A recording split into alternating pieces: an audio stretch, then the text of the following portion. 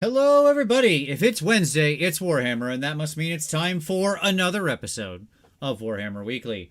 Joining me, as always, is my one and only co host, sadly, the loser of the co host showdown, but that's all right. We still love him anyways. It's Tyler. What's up, buddy?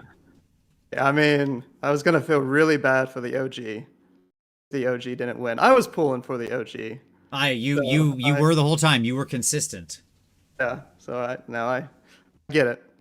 And Absolutely. congrats to Tom. I actually haven't told him congrats. So Tom, if you're watching, which you're probably not, because we both know you don't watch this show unless you're No, on. no. Congratulations, my friend. All right. Well, tonight we're going to finally have that discussion we've been threatening to have for a long time around book, battle tome, battle tome, battle tactics. There we go. That's what I'm trying to say. Are they good? Are they bad? Spoiler, they're bad. But we'll talk about why that is for the many reasons. And yeah, we're going to get into that. But of course, first, the news. News, rumor engine. All right, so look like we've got four fingers there. Is that what you're seeing? Or little I mean, digits? there could be another finger on the other Like, side somehow holding it up. Like there could there's be a probably fifth not. finger. Probably means it's a skink. Because it's either a 40K thing or it's a skink thing when I'm on this show. It's So, probably a skink thing. We've had lots of 40k things. yeah. I assume that it's a Uh, skink thing because it's also some very people, small. Because the poor painter who was tasked with painting this, you can see where the wash line is like, sort of unevenly put up there. I always feel uh, bad for the painters who have to paint like micro small stuff, mm, and then have a cameraman zoom like sure. and Uh, show off your work. Like that's a nightmare for any painter. So yeah, probably a skink thing. yeah. I heard some Slanesh guesses, but I don't know, it didn't quite register for me that that's Slanesh. It's Maybe. very smooth the hand there, but yeah, Yeah. probably a All skink thing. right.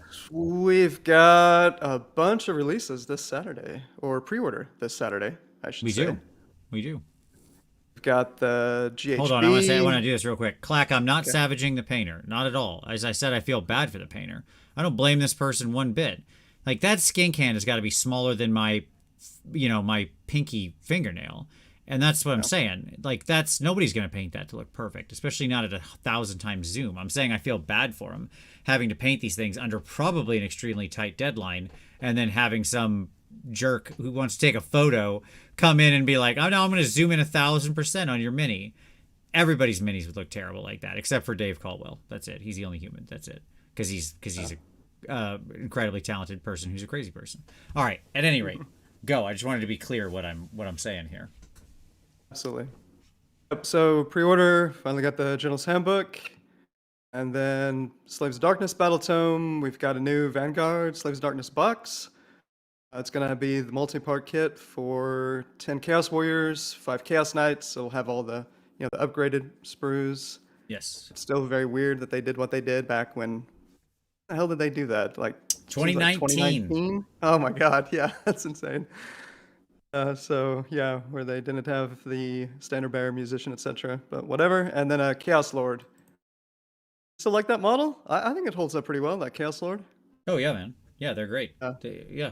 Like, do I think the exact 2019 Chaos Warriors will get released again? I mean, I'm sure you can still find the boxes out there, like Vanguard or Getting Started or whatever it was. I mean, those are around and out in the wild. So if you want those exact ones without the banner and the musician, you can get them.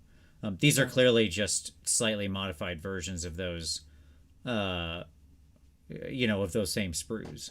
Yeah. Probably slightly repackaged with the new elements and then repositioned. Um, but yeah, We've also got a Chaos Chariot in that kit, which of course you could do as a Gorbeast Chariot. And then they're releasing a bunch of things individually. Some that you could have gotten in the army box that just came out. So the Demon Prince, Chaos Chosen, we're getting the Chaos Lord and Carcadrak individually. Exalted Hero of Chaos, a couple build options there headwise. And then Eternus, which you could also make a Chaos Lord on Demonic Mount. Incredible model. And man, I'm digging Eternus. I got a game in against him a few weeks ago. Yeah. He was doing his Scar Bloodwrath, the corn guy that keeps popping back up after you Yeah, kill yeah. him. Oh yeah, he was playing that role, being Were you annoying as running heck. him with Bellicor? Well, I was playing against a list, that Or had Bellacore in was the him. person using Bellicor as well, I should say. Yeah, he was. Yeah. Got it. Makes a big deal if Bellicor is still alive. If you lose Bellicor, it hurts. Yeah, I mean, I piloted him. I played it. I thought it was rather fun and interesting. As we mentioned during the S2D show, that like that was the surprise for me. I thought I didn't care at all about Legion, and it was bad. And I played it, and I actually found it to be very interesting and rewarding. The variability of what you can achieve. The only problem with Eternus, like he's cool and neat that he can pop back up, but the problem with him is he has no mortal wound protection, so he will die. Like Sure. Yeah. the game I ran that was against like 50. It was a S2D versus S2D mirror match, and it was against 50 or 70. I don't even remember now. Splinter Snake, Splintered Fang, little Snake boys. Yeah. So it was just like, okay, Right. dead, dead. Yep. If somebody spams mortal wounds like that kind of a list would do, it's just grotesquerie. So, but it's Yeah. fun. Yeah, glad to see all those figs coming out. They're awesome. Yeah, I got the third ends. The dice, they're still very hit and miss on these dice. Dice were very disappointing. I mean, so it's very simple, right? Like we're all very familiar with Chessex and some of their like Sure. Gemini style dice. Kind of got a couple of different colors. Just they've done some dice like I think they did Slanesh dice like that. That looked amazing. I feel like just do that for all your different dice. Sure. I mean, I'll tell you right now, my go-to dice company, where I get all my dice for like RPGs and stuff, is a company called Diffusion Dice. Okay. Oh, okay. Haven't heard of them. If you just look up Diffusion Dice, I think that's not actually the name of the company. The company, I don't remember their actual name, but they make Diffusion Dice. That's the product. And they're wonderful. They're like 20% bigger. So it's just slightly bigger. They still roll completely normally. You wouldn't really notice the difference if you held them in your hand. But the text is so much more readable on every die face. Okay. They're more targeted towards like the RPG crowd and come in sets with D20, D12s and stuff like that, right? Yeah. But I love them. They're beautiful. They're incredibly gorgeous colors. So that's my advice. But yes, GW makes ugly dice. That's the bottom line. Sometimes they make nice dice, but yeah, it's very still hit and miss. Yeah. So yeah. Also saw there's a new novel coming out, God Eater's Son, by Noah Van Newen. So yeah, Unlikely Hero, and I don't know this. I'm reading the story here. It doesn't make much sense to me. So I don't follow the lore as much as I probably should. And then also Soul Slayer, the Go Trick novel from Darius Hinks, is coming out. So yeah. Hopefully that will be interesting for some folks. Yeah, I mean, Warhammer lore is dumb. So, there you go. Sure. We've had that conversation many times. Like, it's great and it's dumb. It's both of those things simultaneously. So that's fine. Got on here, Old World Development Diary. So I didn't check this out yet today. Yeah, so I read it. It just confirms kind of the time period that it's happening. It's not as far back as we had hoped. I had hoped, I guess, maybe, I don't know, the royal we. It's, I think, 200-ish years, 250-ish years, something like that before the end times or whatever. So it's kind of in the time period. It's like the Warring States period in the Empire. The basic idea is the Emperor dies and there's nobody to take his place. Okay. Mm-hmm. And so it's a big time of like civil war, and it leads up to this big, and then chaos goes in the march, and it leads up to the siege of Prague and all of this. So it's it's fine. It's a perfectly interesting time period. I'm not like what it functionally means they can do is have really sort of 4 different empire forces. So there you go. So it's cool. Okay. It's a perfectly compelling and interesting time period. Because you have, the different leaders who are all vying for control of the empire. And there's a lot of interesting stuff going on around this point in the world. So I'm sure it's a good time. Yes. What was the name? I think my favorite back in the day, Ulrich, is in my head. So like I mean, Middenheim, most of the wolves, the wolf sure, emperors. yeah, most of the human characters that you would know if you're like from Yeah. old Warhammer lore are not alive yet because they're not born yet at this point, right? Obviously, now there are plenty of Elvish characters who are still like who are around and kicking in this time period, right? Because obviously they live thousands and thousands of years. They, so. Yeah. So I'm sure all of them will factor into the story in various and sundry ways. But yeah, none of the like this is pre what's his name, Magnus the Pious or whatever. Like it's pre his ascendancy into like being a spiritual leader. So Sure. As long as Teclis is around to make some wise decisions. I mean, they're all very old, so. I see on here Vince's paints. Yeah. So I talked about this last week. I thought I'd mention it again. They're available now. So both John and I have our new signature series of paints from Monument Hobbies, partnered up with Jason to make 6 new paints. Been using them a whole bunch. Love them. Obviously, I hope so. I mean, I picked the colors and gave all this stuff. So, so this is my 6, and this is the 6 from John. There you go. You can get those 2 sets. I'll throw a link down in the description. I should have done that already, but then forgot to do that. And so everybody can check them out. They add 6 new colors to the line. Those are not existing colors.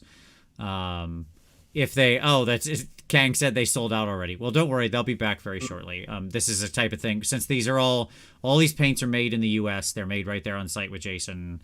And so, they like if that happens, he'll spin back up more quite quickly. So yeah, absolutely. Well, I'll count that as the Gareth seal of approval there, buddy. So yeah, check them out if you're interested and if you like Pro Acryl. I certainly do, and I think they're a lot of fun and good set. Okay, there we go. That's my news. Cool. Check them out. I think that's it, man. All right, news endeth. Let's talk about some pick of the week, Tyler. Yeah, take us away. What do you got for us this week? Yeah, I haven't been watching too much, but I had a couple. My when in doubt, lean on battle report channels. So Saga of Dice, they had a new battle report. Matthias, I could be butchering his name. He did really well at the New Mexico Championships. Maybe came in second, if I recall, with his Skaven list. He's on this one with Rob, OCR versus Skaven. They're using the new General's Handbook. Cool. Playing the position over power battle plan. So yeah, really enjoyed that one. Check it out. I'm going to get a feel for that mission. Nice. It's the one where it has 2 seconds here. Spencer, yes, they're permanent editions. It's not a limited edition or anything like that. It's like this is just they're part of the line now. Sorry, go ahead. I just want to make sure that was clear. It's position over power, the one with the flank objectives that go away at the start of battle round 3 or 4. Have to look, yeah. Wait. Well, speaking of which, tune in next week for our GHB review when I can talk about this book. Indeed. And then another channel, I had a chance to check out a little bit of a recent game. It's Battle Ready, a father and his son. I think the kid's name is Jake. So they play Magic and Nurgle and Disciple of Jane. It's just a lot of Disciple of Saint. It's just a lot of fun. Yeah, nice. watching a dad and a kid play a game of Warhammer together. So yeah, they do little various topic videos every once in a while. Like they just did one, New Year, New Army, like you guys covered last week. So yeah, try to check out that channel periodically. Kind of get a sense of a younger gentleman's impressions of AOS. Nice. Yeah. My pick of the week is very straightforward. It is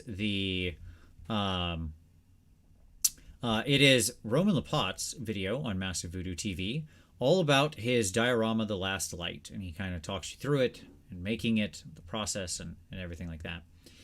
And it is one of my favorite pieces of all time. I think it is just one of the greatest miniature dioramas ever made. It's absolutely gorgeous. Mm. It is a landmark piece as a work of art and as a painted miniature. So I would highly recommend people to go check that out. It is linked. All things mentioned are linked down in the description below, so you can go check those out. Those I did all link before the show, so there you go. Those are there right now. But don't click away. Instead, if you're going to click something, click like, click subscribe. Click those buttons. Those are real important. Hit those. Then save that link for after we're done. You can go straight to those. All right, cool. Let's talk about some hobby time. Tyler, what have you been working Yeah. on? I actually have been working on something. Would you believe it? I believe you. So, yeah, had the first Thursday hobby night last Thursday with some friends that I told you I was going to start doing. That was awesome. Getting a little Yeah, paint man. jam together. Absolutely. That's the way to go. Yeah, so much fun catching up with friends, you wouldn't otherwise maybe take the time to catch up with. And just in the, we all are often bad sometimes about staying in touch with people. So yeah, actually, here, let me get it. Like, for the first time ever on Warhammer Weekly, I can show you a model. I'm I don't think excited. this I has know I ever can't happened wait. before. Yeah, go for it. These are very exciting times we're living in here. I'm just glad we finally broke Tyler. It only took years and So, years of the show, but we got him there. I mean, not much to look at, but Look at it's a that. little It's a gross Lego little tree. tree. Gross Yeah, little tree. And the thing about gross trees is that you can't screw them up. that's right. Yeah. That's right. It's Yeah, that got easy. that done. Absolutely. Beautiful. I love it. My hobby time was finishing a very big project that I can't talk about. So there we go. But I'm looking at it. It's over here. It's done. I just finished it today. There's a lot of work on this little idiot that I'm working on over here, but it'll yield some videos. Don't worry, people will get to see stuff. So thumbs up. Exciting. All right. Excellent. Okay. With that, I mean, we're ready to jump right into a main topic. Right It's New into Year, it. man. New Absolutely. Year, new me. By the way, I want to Or give a special quick shout out before we jump into the topic. I see Emily is in the chat, the registered nerd. So for people who don't know, January 28th is our anniversary on Warhammer Weekly. We'll be celebrating our ninth anniversary here coming up soon. But Emily was nice enough to send me this little dice tray, this little fold up dice tray, and it says if it's Wednesday, it's Warhammer. Look at that. So thank you, Emily. This is a wonderful gift to receive randomly for the anniversary of the show. It was deeply appreciated. So thank you very much. I just wanted to shout her out because it's gorgeous. So at any rate, with that, let's move over. Let's get into it. Tyler, let's talk about battle tactics. Book battle tactics. Yep. Do they work? That's the question I'm asking here. Now we're gonna have a little are they good or bad discussion first, and then we'll get into the everything else from there. Okay? All right. So, ba-boom. Little quick history. Let's bring everyone up to speed here. Okay? So battle tactics introduced in 3.0 with the goal of adding a second tactical challenge and orthogonal goal to your objective capturing. Let's pause there for a moment. Tyler, do you like the idea of a secondary objective of some fashion? I don't mean battle tactics. I mean generically, right? A secondary objective in the game. Now, arguably, this battle tactics might even be a tertiary objective because you've got like kill the enemy, sit on points. Those are both things you're trying to accomplish, right? Although they kind of go hand in hand. But anyways, this is like some other goal that's not directly related to that. Some other thing you're trying to do. Yeah? So do you like that conceptually? yes, to be concise, yeah. So Warhammer Fantasy Battle, we did a lot of, or at least, I mean, I had a 20-year gap, but what I remember is a lot of kill/survive. AOS 1.0, 2.0, it was get the gold, hold the gold, kill/survive as well. And now we have this, which is, yeah, a third element that I think makes the game more intriguing. It increases variety of list builds. Yeah, big fan. Okay. Okay. Now, this isn't part of the core rules. That is to say, like, they could divorce this from the core rules. Okay, it's not in there anywhere. You can look section 1.0 through 28.0 does not mention battle tactics. But yet, the core battle pack does. We've talked before on this show why I think that's a failure. Okay? Because I don't think the core battle pack should. Or at least I think there should be 2 core battle packs then. There should be a simple core battle pack that is completely divorced from all of these other things and is just like, play Warhammer. Simplest form. Yeah. Here are 6 missions that let you play Warhammer. You want to put your plastic toys on the table and go punch your friend's plastic toys in the face. This gets there on the shortest road possible. Right? And then you could have like a Contest of Generals battle pack that's like blah, blah, blah. It looks like the one in there. Okay. All right. Yep, I'm aligned with that. Okay.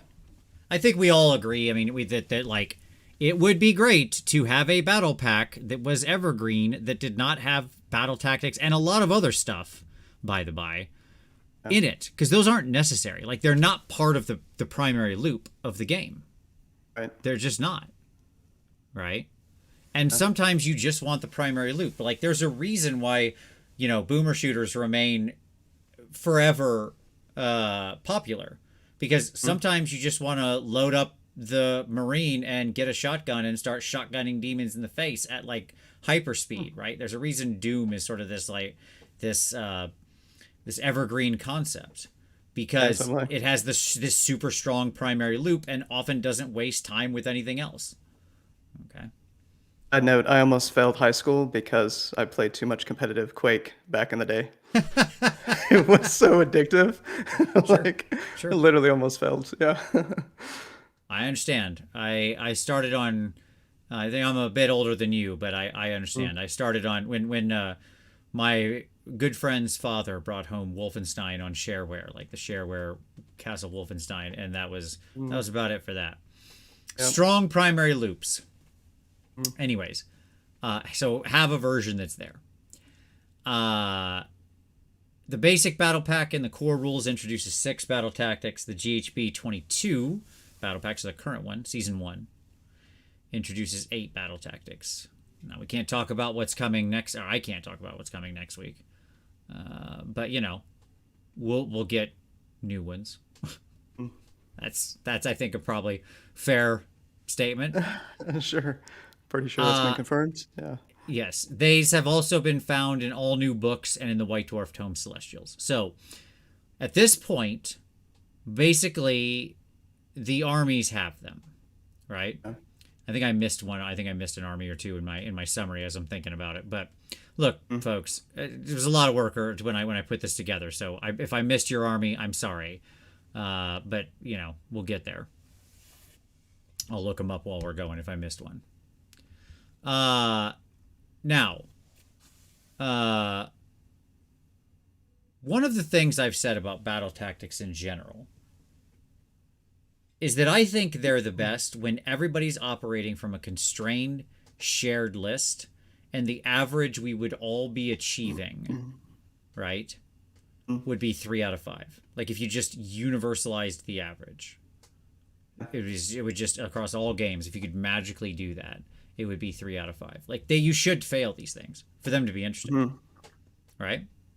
Because if you can just get 5 out of 5 every time, what are we doing? If both players always get 5 out of 5, then they are pointless, right? I'm not missing anything here, right? Yeah, mostly, we've been operating closer to that outcome than otherwise, I would say, particularly when it comes to regular tournament players in both of the 3.0 seasons that we've had so far. Sure. This we thought, I think you and I, not sure Tom what he thought, but I think you and I thought this last season would be a little more challenging than it turned out to be. I don't think we were expecting it to be dramatically more challenging, but maybe a little bit more. It wasn't much. I don't think there was much difference. This maybe on the margins this season from the initial season that we had, the launch of the new edition. Yep. So yeah, but I agree. They've been too easy. I agree. And so,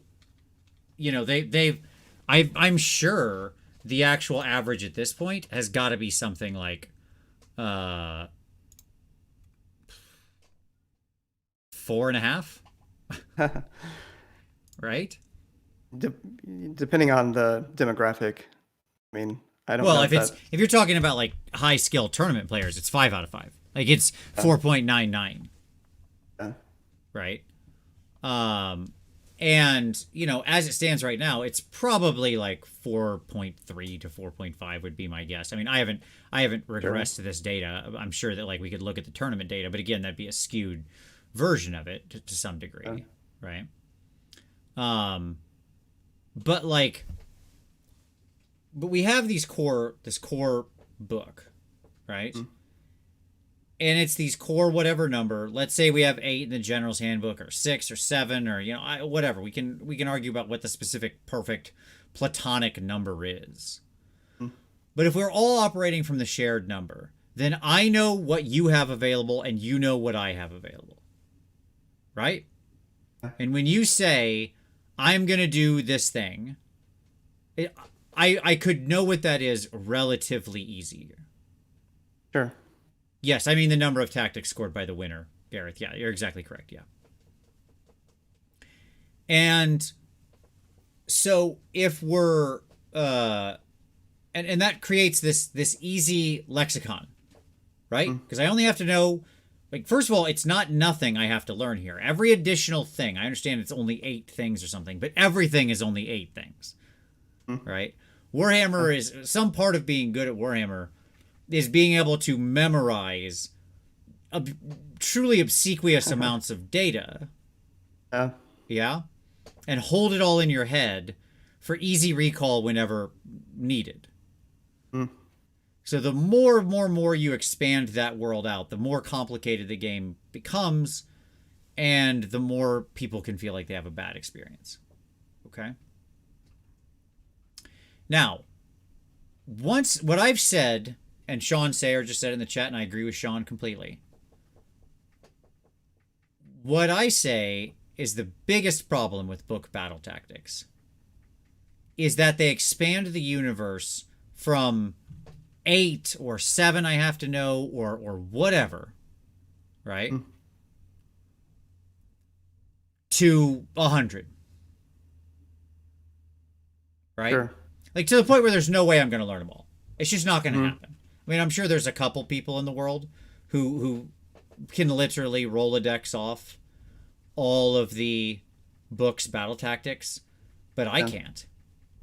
I can tell you the stats on so many units in Warhammer, Sure. right? If you tell me like how does this army play, what are its good units, what are the stats of those units, I could probably hit a pretty close approximation. Like I can get 90% of it out there. I couldn't even begin to tell you the battle tactics because I just don't have any room. I'm out of room. The disk space is empty, right? And so that's not even hitting all the other fundamental problems with battle tactics. Like, Sean made a good point of in an ideal world, we wouldn't be scoring 2 VPs for doing things we want to do anyways. They should make you make tough decisions. Yeah, I agree. They should make you go places, do things unusual, move around the board, encourage dynamic gameplay, right? Like all of those things would be ideal. Yeah? Yeah, you were telling me about some design you did. Well, actually, that may. Yeah, we can't Know talk if that's about in that the past or if that's in the future. That's for a future game. Speaking Yes. of things hard to keep track of. Okay. In working on a future game, I was actually working like the for the new. I'll share it here. I'm working obviously on the new game from Snarling Badger from Adam and I that we'll bring out this year, 2023. Really excited about it, but in there is a concept of secondary objectives. Not that surprising. And as I was working on it, I was very much thinking about it making you do things, stay mobile, act in ways you might not otherwise act. Like it's meant to be a synergistic part of the overall architecture of the game. It isn't just like stapled onto the primary loop. Right? Yeah. Okay. So there's all sorts of challenges to these things. But I think let's just get our opinion out here right now, okay? Oops. There we go. The concept of battle tactics is to create a second dynamic layer of interactivity. Do we both agree with that? Like some additional goals and interactivity that you can go for, additional points you pick up, additional things you need to be doing with your army. Right. Does that seem Yeah, like a and fair point? there's a lot of ways one could go about that, Sure. obviously. Yeah. I mean, 40K has quite a different system. There's so many different ways you could take, yeah, the current form of battle tactics, change it up. You could have it where you, in the list building stage, you pick X number of battle tactics, and that's your set. You could do it pre-game, right? You have to pick X number of battle It could be tactics one thing you're pre-game. trying to do over the whole course of the game for a larger set of points. Like if you do this thing over the course of the whole game at any point, right? Then you get 5 VPs or something, right? Like that could be the way it is, or 6 VPs or whatever, right? Effectively, a whole turn's worth of extra VPs as we currently think about it. If the current sort of if the current model is 5 VPs or the average, right? Yeah. It creates additional skill testing. That's again the concept here. I'm not talking about execution, right? I'm talking about conceptually. That's what's going on here. Yeah? We want to separate the scores. It can be determinative when dealing with the new objective scoring model, the hold 1, hold 2, hold more, right? And theoretically, it should allow more interactivity and counterplay. Right? Because I announce that I'm trying to do the thing. It's not secret. I say, I'm going to... I'll just pick an old one, right? Because this was like the most obvious interaction. And I actually didn't hate this. I liked this one. I'm going to pick Slay the Warlord. Right? Okay, so Tyler, we're back in the early days where Slay the Warlord's around, right? I'm doing my start of hero phase stuff. Okay? I say I pick Slay the Warlord. Now it goes to you. I'm the active player, but then it flips over to you, right? What's your immediate response to me picking a battle tactic of Slay the Warlord? Yeah, finest hour, Boom. which raises a debate that I kicked off in Twitter last week. So I'll try to simplify this, but it essentially don't have a clear sequence of actions or start of hero phase. Now, most of us have played it. That It's the very active surely player completes all their start of hero phase all stuff, and their then start the of other hero player phase. does all their start of hero phase stuff. This is absolutely the way it is. So there are apparently People who number of think that players. the heroic actions need to go back and forth, they're wrong. Yes, that you can interrupt, including a number of high-end competitive players I've I found out understand. who. They're So, wrong. It's super easy. Like I'm 100% sure on this one. I It's mean, it's active the player obvious completes all way. start items, and then non-active player does theirs. That's obviously how it should be. Yeah. Yes. You think we would be better off by having though a clear sequence where you must do No. your battle tactic first, or do you Nope. prefer that you could do your heroic action first? You could do whatever. You could do Yeah. any of the start of hero. Okay. Yeah. I think it's interesting because it does allow for different choices to be made, for you to declare things in different orders and stack other start of hero phase things. No, dude, I'm a Magic player. I love fiddling with the stack. Okay, Sure. like yeah. I mean, that's the idea here. I want to be able to arrange my order in the way that is interesting and beneficial for me. So, Yeah, fair enough. Another thought that comes to mind is one thing I like about battle tactics. They can help with tiebreakers when it comes to tournament scoring methodology. So, of course, you can associate points with grand strategies and battle tactics sure, or achieving those, but you could also do it for denying those, which, so sure. that I've noticed with a number of tournaments, yeah, that can help address the tiebreaker issue, particularly with good scoring systems. So, anyway. Yep, absolutely. And now that can have a dark side, which is people, if you drop a single battle tactic, you're like, well, I can't win the tournament anymore, or whatever, Sure. right? Like, and as we'll talk about, sometimes that will change. But if we end up with a season where you look at the main items and you think, well, it's probably 3 or 4 that are reasonably achievable in the game, right?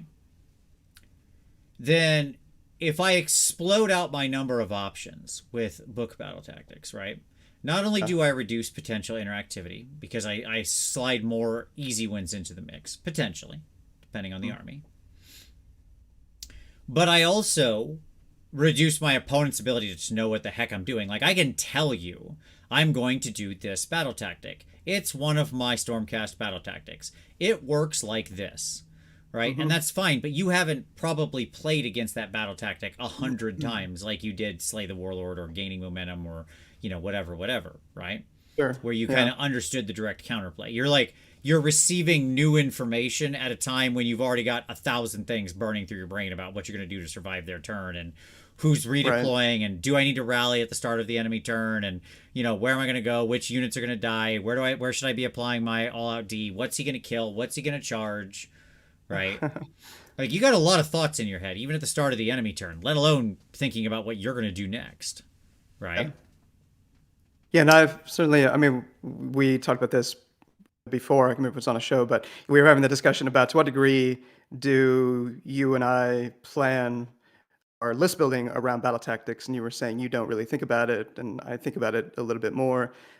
It's at least manageable. It's more manageable to think about 8 battle tactics when you're at a tournament game and trying to mitigate, think about what your opponent might do. Like, an obvious example would be desecrate their land, right? Sure. That can influence your deployment. Desecrate their land is a common round one, particularly if you're wanting to hold on to against the odds in the prior season. Against the odds was the easiest one in the prior season. Sometimes you'd like to try to hold on to it so you have an easy one when the going gets tough, right? So you're looking for, so desecrate the land is kind of a classic example. You could actually plan for that. Yeah, you can't really plan for trying to take into account, obviously, a huge number of battle tactics. Right, absolutely. And so here's my ultimate argument. Book battle tactics are bad. That's it. That's my end of story. Like, they increase the amount of knowledge you have to have to an unreasonable degree. They reduce interactivity. They reduce potential counterplay. They increase the average number of these completed closer toward 5, which means the whole thing becomes pointless. Right? For all of these reasons, they're bad. All right? And I can't figure out almost anything in the good column. Like, I don't know what sits on the other side of this equation. So I've certainly heard a number of people express the view that they like the potential for more thematic list, or sort of a feeling of similitude, thematic like I'm doing a connection thing with that their my army would be appropriate? Is that what you're saying? It's not the strongest argument in Is my what I opinion, say but to that, okay? it is an argument. Look, you got a million ways to flavor your army. You didn't need this. Nobody felt like... Sure. For the past 30 years that we were playing Warhammer, nobody said, before battle tactics came along, no one was like, well, I don't really feel like I'm playing the forces of chaos. Sure. Because I don't have a thing I do with a funny name, and then I roll on the Eye of the Gods table. Get out of here with that. Yeah. Okay. No. Pass. Pass on that argument. Yeah, but all of this to say, I'm expecting essentially mostly all tournaments, to use faction battle tactics in the new season. I don't know to what degree we could get into that for why, but that's like a strong expectation that I would have over the next 6 months. Maybe we could come back to that next week, but sure.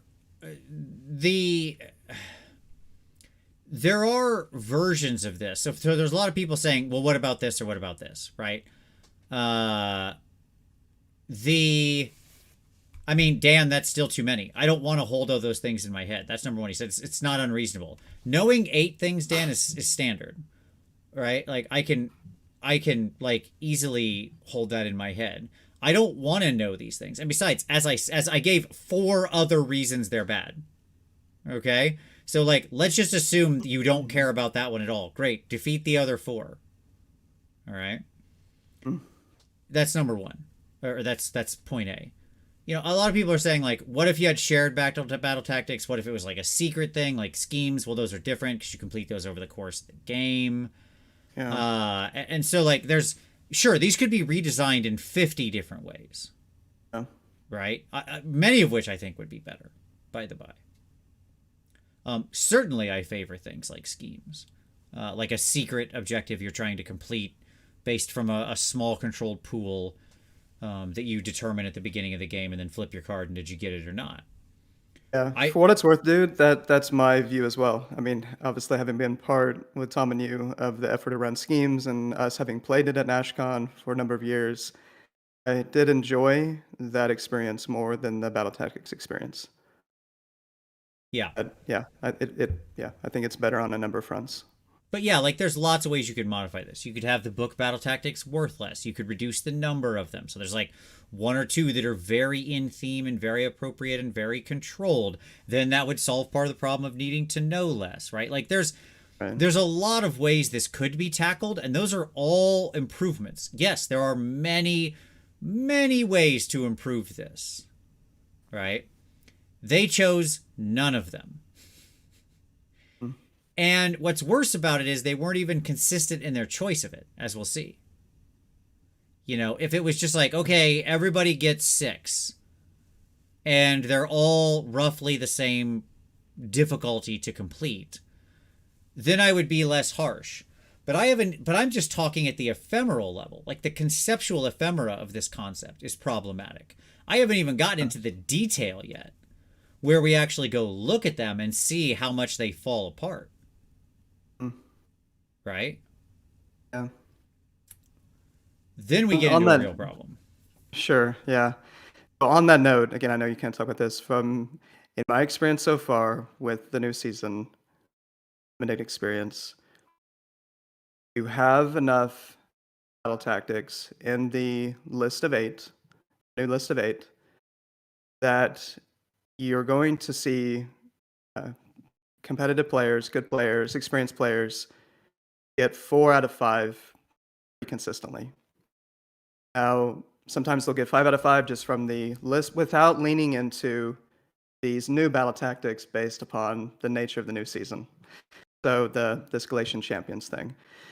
So the issue that I have with that in this new season is that means you just need to have one faction battle tactic at worst that you need to get, and you could potentially not entirely ignore the Galatian champs because of some of these battle plans. But anyway, it's a lot of things I know it'd be better. Yeah, I mean, we'll pick up next week. Like this is going to continue next week when we talk about the new GHB and review it, right? It's a way to say like I'm not expecting things to change that much when it comes to what we have known for the last 2 seasons with battle tactics. I'll just say that. Yeah. Okay. So real quick, I want to answer some comments. If they're going to be, Aesthetic says if they're going to be in competitive play, they need to all be in the GHB and all written at once. I totally agree with that, yes. Hades asks, so is the argument that you don't like battle tactics as an idea or you don't like the tactics you've been given? Neither. I think battle tactics could be implemented well. I think the execution on this is poor. I think the base battle tactics are fine and they should exist. They serve a very important purpose for a cohort of players. I do not think they should be part of the base game assumption because they are not a primary loop. They're not part of the primary loop of playing the game. Lots of things aren't. That doesn't mean they shouldn't exist. It just means they need to be sectioned off and exist in the appropriate space. In this case, they're very good for things like tournaments, events, and a specific kind of competitive play. Right? Okay. So, and again, Hades, don't get hung up on the one thing. Okay, let's take out my argument about it's too much to remember. It reduces interactivity. All right, because a lot of like the more easy ones you have from the book that have no interactivity, which by the way is a lot of book battle tactics, the more things like that get written, less interactivity in the game. Okay, less counterplay because I just got the new information right now that you're telling me you're doing this thing. I don't know what it is, so I don't have as much time to plan against it or list build against it or any of those things. Like Tyler mentioned, he builds his lists thinking about the core items. That's not only his completion of it, but his play against it. Right? So that's all being reduced. When you play a lot of games, you just generally you get a feel for, all right, your opponent's likely to do A, B, C in, you're likely to do this particular order because they're playing this list, right? Like they're playing Disciples of Zinch, they've got this list, therefore they're likely to try to achieve this order. And that's a lot more manageable to do when it's just a list of 8, and then you kind of deploy, play, etc., to minimize their ability to achieve those things Yeah. when they want to. But yeah. But look, what matters is the execution. So let's get into the execution. Like, let's do this. Let's do the detail. Let's talk book battle tactics. Okay? So herein is going to be most of the books. I realized I left out a whole basically Grand Alliance, so sorry. But hey, that's life. This is gonna, like, I realized, Tyler, as I was thinking about it afterward, that that I basically don't have any death in here, so oops. Other than the Night Haunt. Like, it's mostly the book ones, and I pulled some of the White Dwarf ones as examples. I just didn't do all the White Dwarfs. So the TLDR is that we seem to be in agreement. Let me know if this is wrong. We seem to be in agreement that faction battle tactics are a poor idea, particularly based upon how they've been done right now. Yes. The GHB list of battle tactics are an acceptable idea that could have been implemented better. I would go farther. They're a very good idea, okay, that have been executed generally to a middling level, okay, and that would be fantastic if they were sectioned off to the appropriate type and cohort of play, right? Sure. Okay. Yeah. That's my argument. Okay. Yeah. Yeah. I'm aligned with that. All right. Right. Okay. So like that's where I'm going with this, right? So let's talk again. I pulled all the ones from the books, and then I pulled just a small. I didn't pull all the White Dwarf ones because there was a lot of them and they were annoying to find and pull together and stuff like that. But I pulled some of them, and we'll review here. I pulled enough White Dwarf ones to get a taste. So I'm sorry if you got a White Dwarf update, a Tome Celestial, and you're not included here. This is the world. Okay. All right, let's just get into it. Let's talk about rating system first. So we're gonna do these in sort of chronological order with the books because I feel that's useful to see if there's sort of a trend developing or whatever. Yeah. So we're gonna go all the way back to the beginning, and I want to talk about my rating system. I'm gonna rate all these things easy, medium, and hard, right? And so easy, medium, and hard means like this. Easy, I'm counting as basically 90% plus almost any time. You can just achieve this. Now, there might be a list dependency to that. Okay, like you might need to have a specific unit as a gate. But if you put that unit in your list, right, and you have access to that thing, can you basically do this, right? With very little interactivity and very little chance of it being, stopped in some way or another, right? Okay. Medium is the sort of fat middle of battle tactics. It relies on some amount of dice rolling, so it is subject to fate in some way, and there is often some amount of counterplay to it.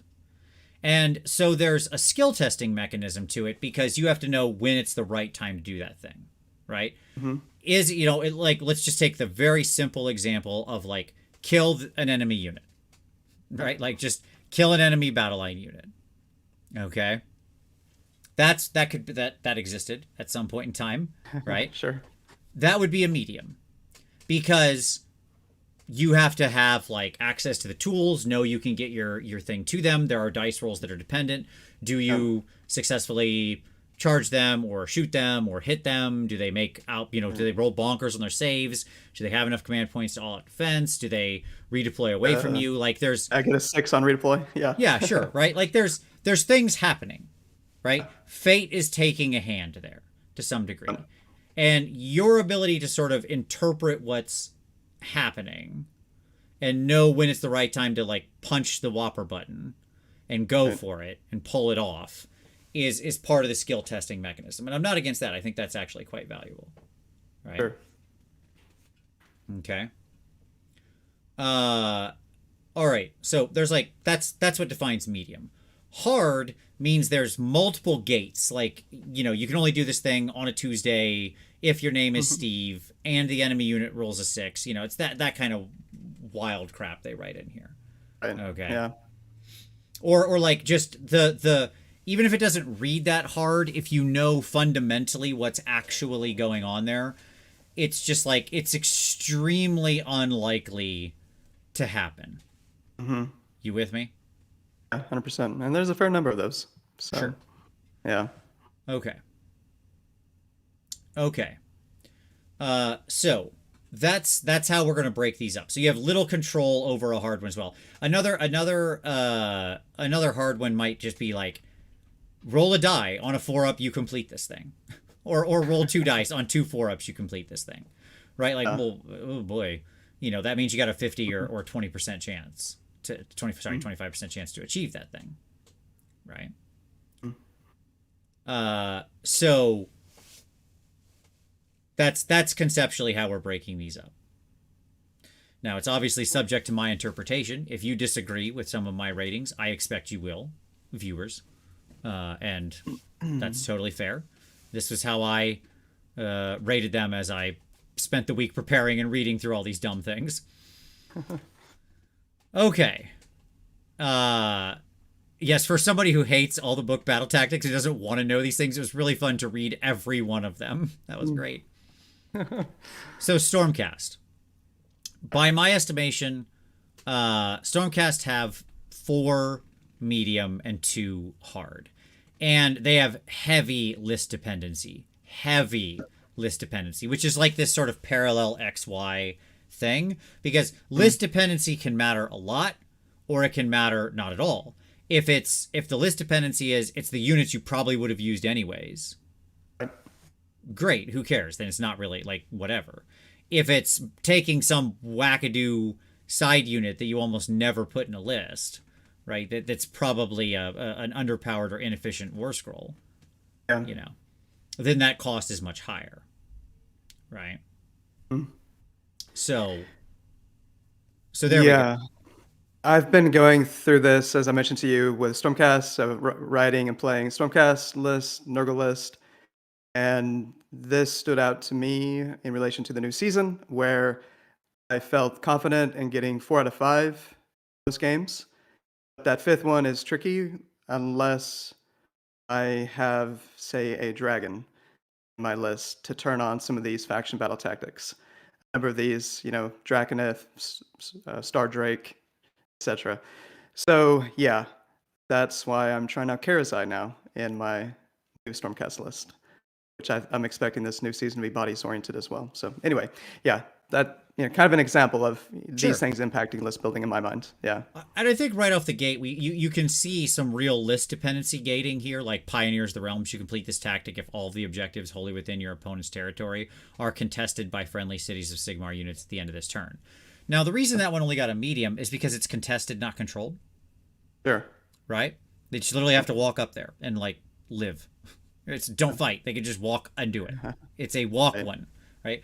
The problem with it is it's all of them and the ones on the other side of the board, and you have to have Cities of Sigmar units.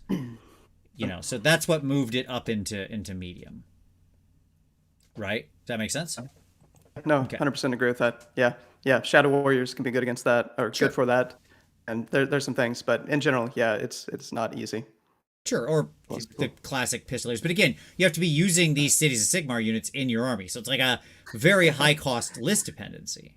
Yes, yeah. Right? Because a lot of players don't use Cities of Sigmar. Like, they didn't start playing Stormcast to play Cities of Sigmar units. Right, okay, yeah. That's, I played the army to play the army. I just think this is bad design.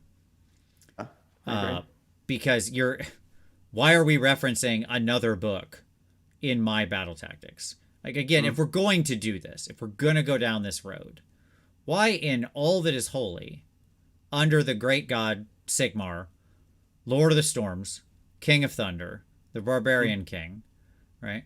Why are we listing Cities of Sigmar units? Like, I understand the nature. Yes, I understand Stormkeep and stuff like that. Who cares? That shouldn't be part of your tactics. It's nuts. It's nuts. Yeah, look at the design. A lot of these, the way that they're written, they certainly place a much higher value on thematic design than your orientation, or both of our orientation with this. I mean, just as a first principle, that certainly stands out. Yeah. But I really want to talk about the two hard ones. Okay, because I think in this we see a lot of the design that's just completely off base. No challenge too great. First of all, with a name like that, it should be automatic. That's how we do this, against all odds. Automatic. Right. Like that's Yeah. okay, easy. But instead we actually get that. You complete this tactic if an enemy hero is slain by wounds caused by an attack made with a melee weapon by a friendly Redeemer unit during this turn. All right, well, Redeemer units are your anvils. They are not your hammers. They don't kill anything. It is entirely likely a 5-wound hero could fight an entire unit of Liberators, which is a Redeemer unit, for example, for the entire game and not die. Okay. So, yeah. Again, the math on this is insane. Yeah, I mean, I hear what you're saying, but I mean, it is. I would guess my interpretation of this is it's pretty clearly orthogonally designed in nature. I mean, that's potentially the entire point of this, is that Redeemer units are not usually killing a hero, an enemy hero, in melee. Therefore, this is designed as a hard battle tactic to achieve. So I don't necessarily mind it as a hard battle tactic, as long as it's balanced out. There's a decent list of the 6. Yeah, I really don't like that because I want you to make me play in a different way, not make a unit act like it's clearly not designed to act. Which there's a difference there. Yeah. Okay. Because all you're saying is be really subject to the dice. If you get lucky, great. Cool. Like, congratulations, you did this ridiculous thing. But statistically, this has got to be, unless you happen to, again, the on a Tuesday thing, right? You happen to get near the hero with a low save, and he's already got 3 wounds on because he miscast earlier in the game. Right? Then great. Yeah, okay, cool. Like, you can get this. I'm not saying a hard one doesn't mean that it's never achievable. It just means that the set of circumstances that has to fall in line, the gates you have to pass, are so myriad and multitudinous, right? That it's just not, it's not going to happen. You could play 10 games and never run into that situation, right? Yeah, I don't know. I mean, I maybe we have a disagreement on this. I can think about how to execute this as a Stormcast player, in my list building and combo damage, etc. But I mean, it's certainly a hard one. There's no argument there. Fair enough. It's definitely hard. We're just arguing over the degree of hardness. Got it. Okay. Yes. Yes. And then we have one that is just so truly wild. Lightning Shattered Morale. Pick one unit in your opponent's starting army that is on the battlefield and that has a bravery characteristic of 10 or more. Yeah. Okay. I can stop reading right there. Yeah. Because there will be many games where that just isn't even doable. It's just not even like a thing. Nobody exists. The set is null. Right? Yeah. But let's assume I'm fighting undead, any of the death armies or demon armies or something like that, right? Okay. So I've actually got, and it's their starting army, not a summon. And they have a bravery 10. You complete this tactic if any models in that unit flee during this turn. Are you for real right now? Bravery 10. People fleeing in this game. First of all, nobody flees in this game. Bravery 4 people don't flee in this game. Okay? So I don't know in what universe you think Bravery 10 people were peeling out. Right? Have you heard of Inspiring Presence? It exists, And if this is my battle tactic and I call it and choose that unit, obviously the opponent's going to keep the one command point in their back pocket. Sure. To Inspiring Presence that unit. And what am I missing here, Tyler? This is an auto fail. No argument with me. I mean, Stormcast, I don't think they have any way to prevent someone from using a command ability in the Battle Shock phase. I don't think there's an endless spell that does that. Obviously, we've got Horrorghast, but Horrorghast is not turning off your ability to use. Is there something that turns off Inspiring Presence? That's an endless spell? I can't recall. Maybe somebody in the chat can tell me. I know what Horrorghast does, but I don't think it turns off inspiring presence. Yeah, the point is, you are correct in your statement that within this book, there is neither bravery bombing nor inspiring presence deprecating mechanics. These do not exist. And as Haywo pointed out, on top of that, if you accidentally kill that unit, you lose. Okay? Like, if you charge them and kill them, you fail the battle tactic. Awesome. Right. So yeah, it does look like Horghast, if Wahapedia is up to date, which it may not be. Units within 12 days in the spell cannot receive the commands in the Battle Shock phase. In addition, unit fails Battle Shock test within 12 days in the spell, add D3 to the number of models that flee. So Horghast could be your one mechanism to do it.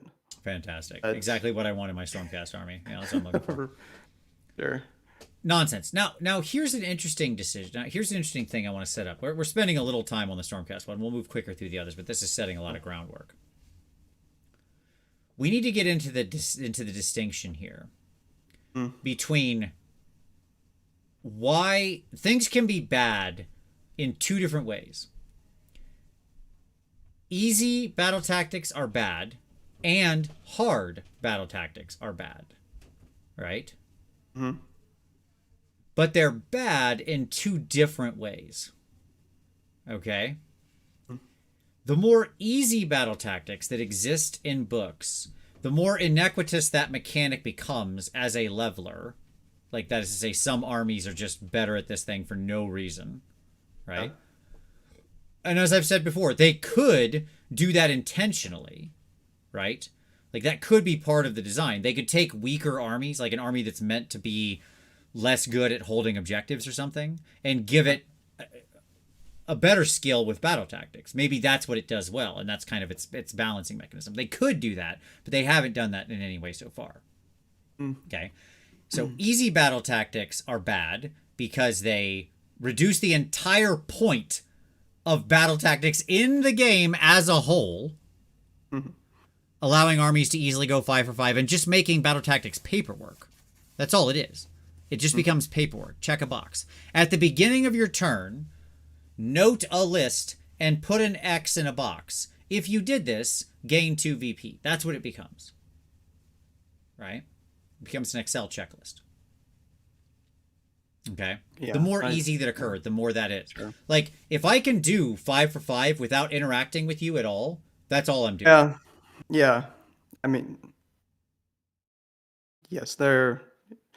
Even of the, like I said, look at the last season, even of the ones that are reasonably straightforward, you still often have to play well to execute them.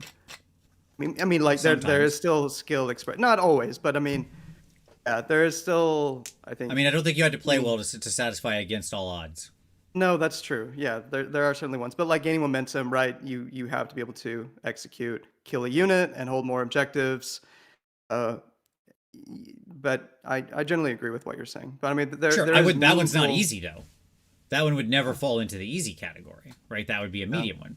And that's my whole point. Easy is bad because the more easy there are, the more I can just go 5 of 5 without interacting, and I'm just literally putting X's in boxes. Okay. And you have nothing to say about it. That's why easy's bad, right? It invalidates the whole system, and it makes it so certain armies get unreasonably strong for no reason because they can just play the VP game better, right? Okay, that's this side of bad. Hard battle tactics are bad in a different way, in an interesting way to me, okay? Because lightning shattered morale is so terrible on its face, right? That what it does is two different kinds of bad. First, it confuses low knowledge, low information players who are going to read this and don't have the wherewithal of the system mastery to look at that text and go, that is liquid hot garbage on first read, as any sane person should do. Okay? So it creates information noise that players have to sift through. Now, high skill players, high knowledge players will do that instantaneously. They'll read it and go, this is totally terrible. I do not need to retain this information, and they will forget it exists and never worry about it. Right? And it will effectively just reduce the potential list to 5. Right? That's all it's actually doing. It just gets pushed out of the way. hard doesn't like in no way destroys the entire battle tactic system. Like if everything was hard, if every battle tactic was set to hard, that could be an interesting world to live in. Okay. Where like getting one or two battle tactics in a game was legitimately a victory. Right. Right? Like that was an amazing accomplishment. But people would find it very frustrating play-wise because players don't like to fail at things. Okay. Like I can sit here and put my game designer hat on and say the correct number is to get 3 out of 5 on a universal average. But players hate failing at things. They want, like, every player sitting here listening to me talk is thinking, but I want to go 5 for 5 every time in my game. Right. I want to get 5. My game, I'll get 5. Yeah, everybody else can get 3, but I'll get 5 all the time. I don't like to fail because failure sucks. Right? It's a negative experience. It's that easy. So you have this clash of a mechanic that wants you to fail sometimes, and humans' built-in desire to not fail and hate it. Yeah. Okay. So the hard ones are bad because they create white noise in the system that can trick people. That it's ipsum lorem text, without being written as such. Right. You get what I mean by that? Yeah, it'll be interesting, to see how many good hard battle tactics there are opposed Sure. to bad. I mean, it's very clear in my mind what you mean by bad, but it's a little, it'll be interesting when we get into what are examples of good battle tactics. Sure. Okay. I'm interested in your argument, Nicholas. You say there aren't pointless if every player goes 5 out of 5. I'm curious as to your argument before that. Like I see your point 1. They feel rewarding to complete. Lots of things feel rewarding to complete. The cost of them, they don't satisfy any of their design goals. Okay. If everybody's going 5 out of 5 every time, they're not creating interactivity. They're not separating scores. They're not doing anything that they would seem to be there to do. And we can have a better way to do that. Right? Like we can achieve that without a very high cost choice mechanism. Because that's the other thing that I didn't talk about at all. That's part of the larger battle tactics conversation we've had in the past. Is that there are a lot of players who feel the paralysis of choice with these. I don't know any players like that. Right. Like who sit there and agonize over exactly which one is the right one to use. This is not a small number of people, by the by. Okay. So like if you're going to introduce something that's going to make a lot of people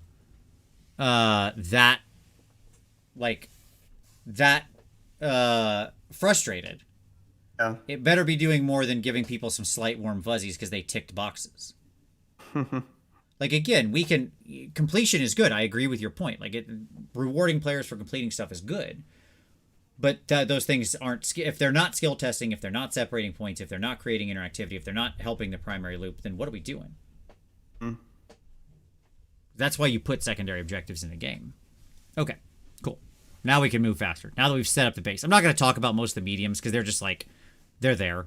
The other thing you already mentioned about the mediums on this one, which is Stormcast have this huge listed dependency thing because you've got the Dracoth, Star Drakes, all this. Redeemer units, Cities of Sigmar units, all that stuff is just so like huge, heavy list dependency. Right. So, if you want to get 5 out of 5 battle tactics in the new season, give Karazai a look. Krondus is very list oriented. You kind of got to design a list around Krondus, but Karazai can slot into all kinds of different lists. So he's ready to rip and tear, baby. Rip and tear. There you go. Oh, no problem, Nick. No, I like the Devil's Advocate. I like the discussion. Obsidian Crane. Yes, I have. I played a lot of Infinity 1.0. So it was quite a while ago, but I still have all my hacky force. Okay. Cool. Orc War Clans. This is the wildest one to score. Okay, like when I scored this one. Because it's just medium. All right. Like as a list, it's just medium. I went back and forth on whether the take that you suckers should be hard or not, because it might be. Okay, I'll openly say that.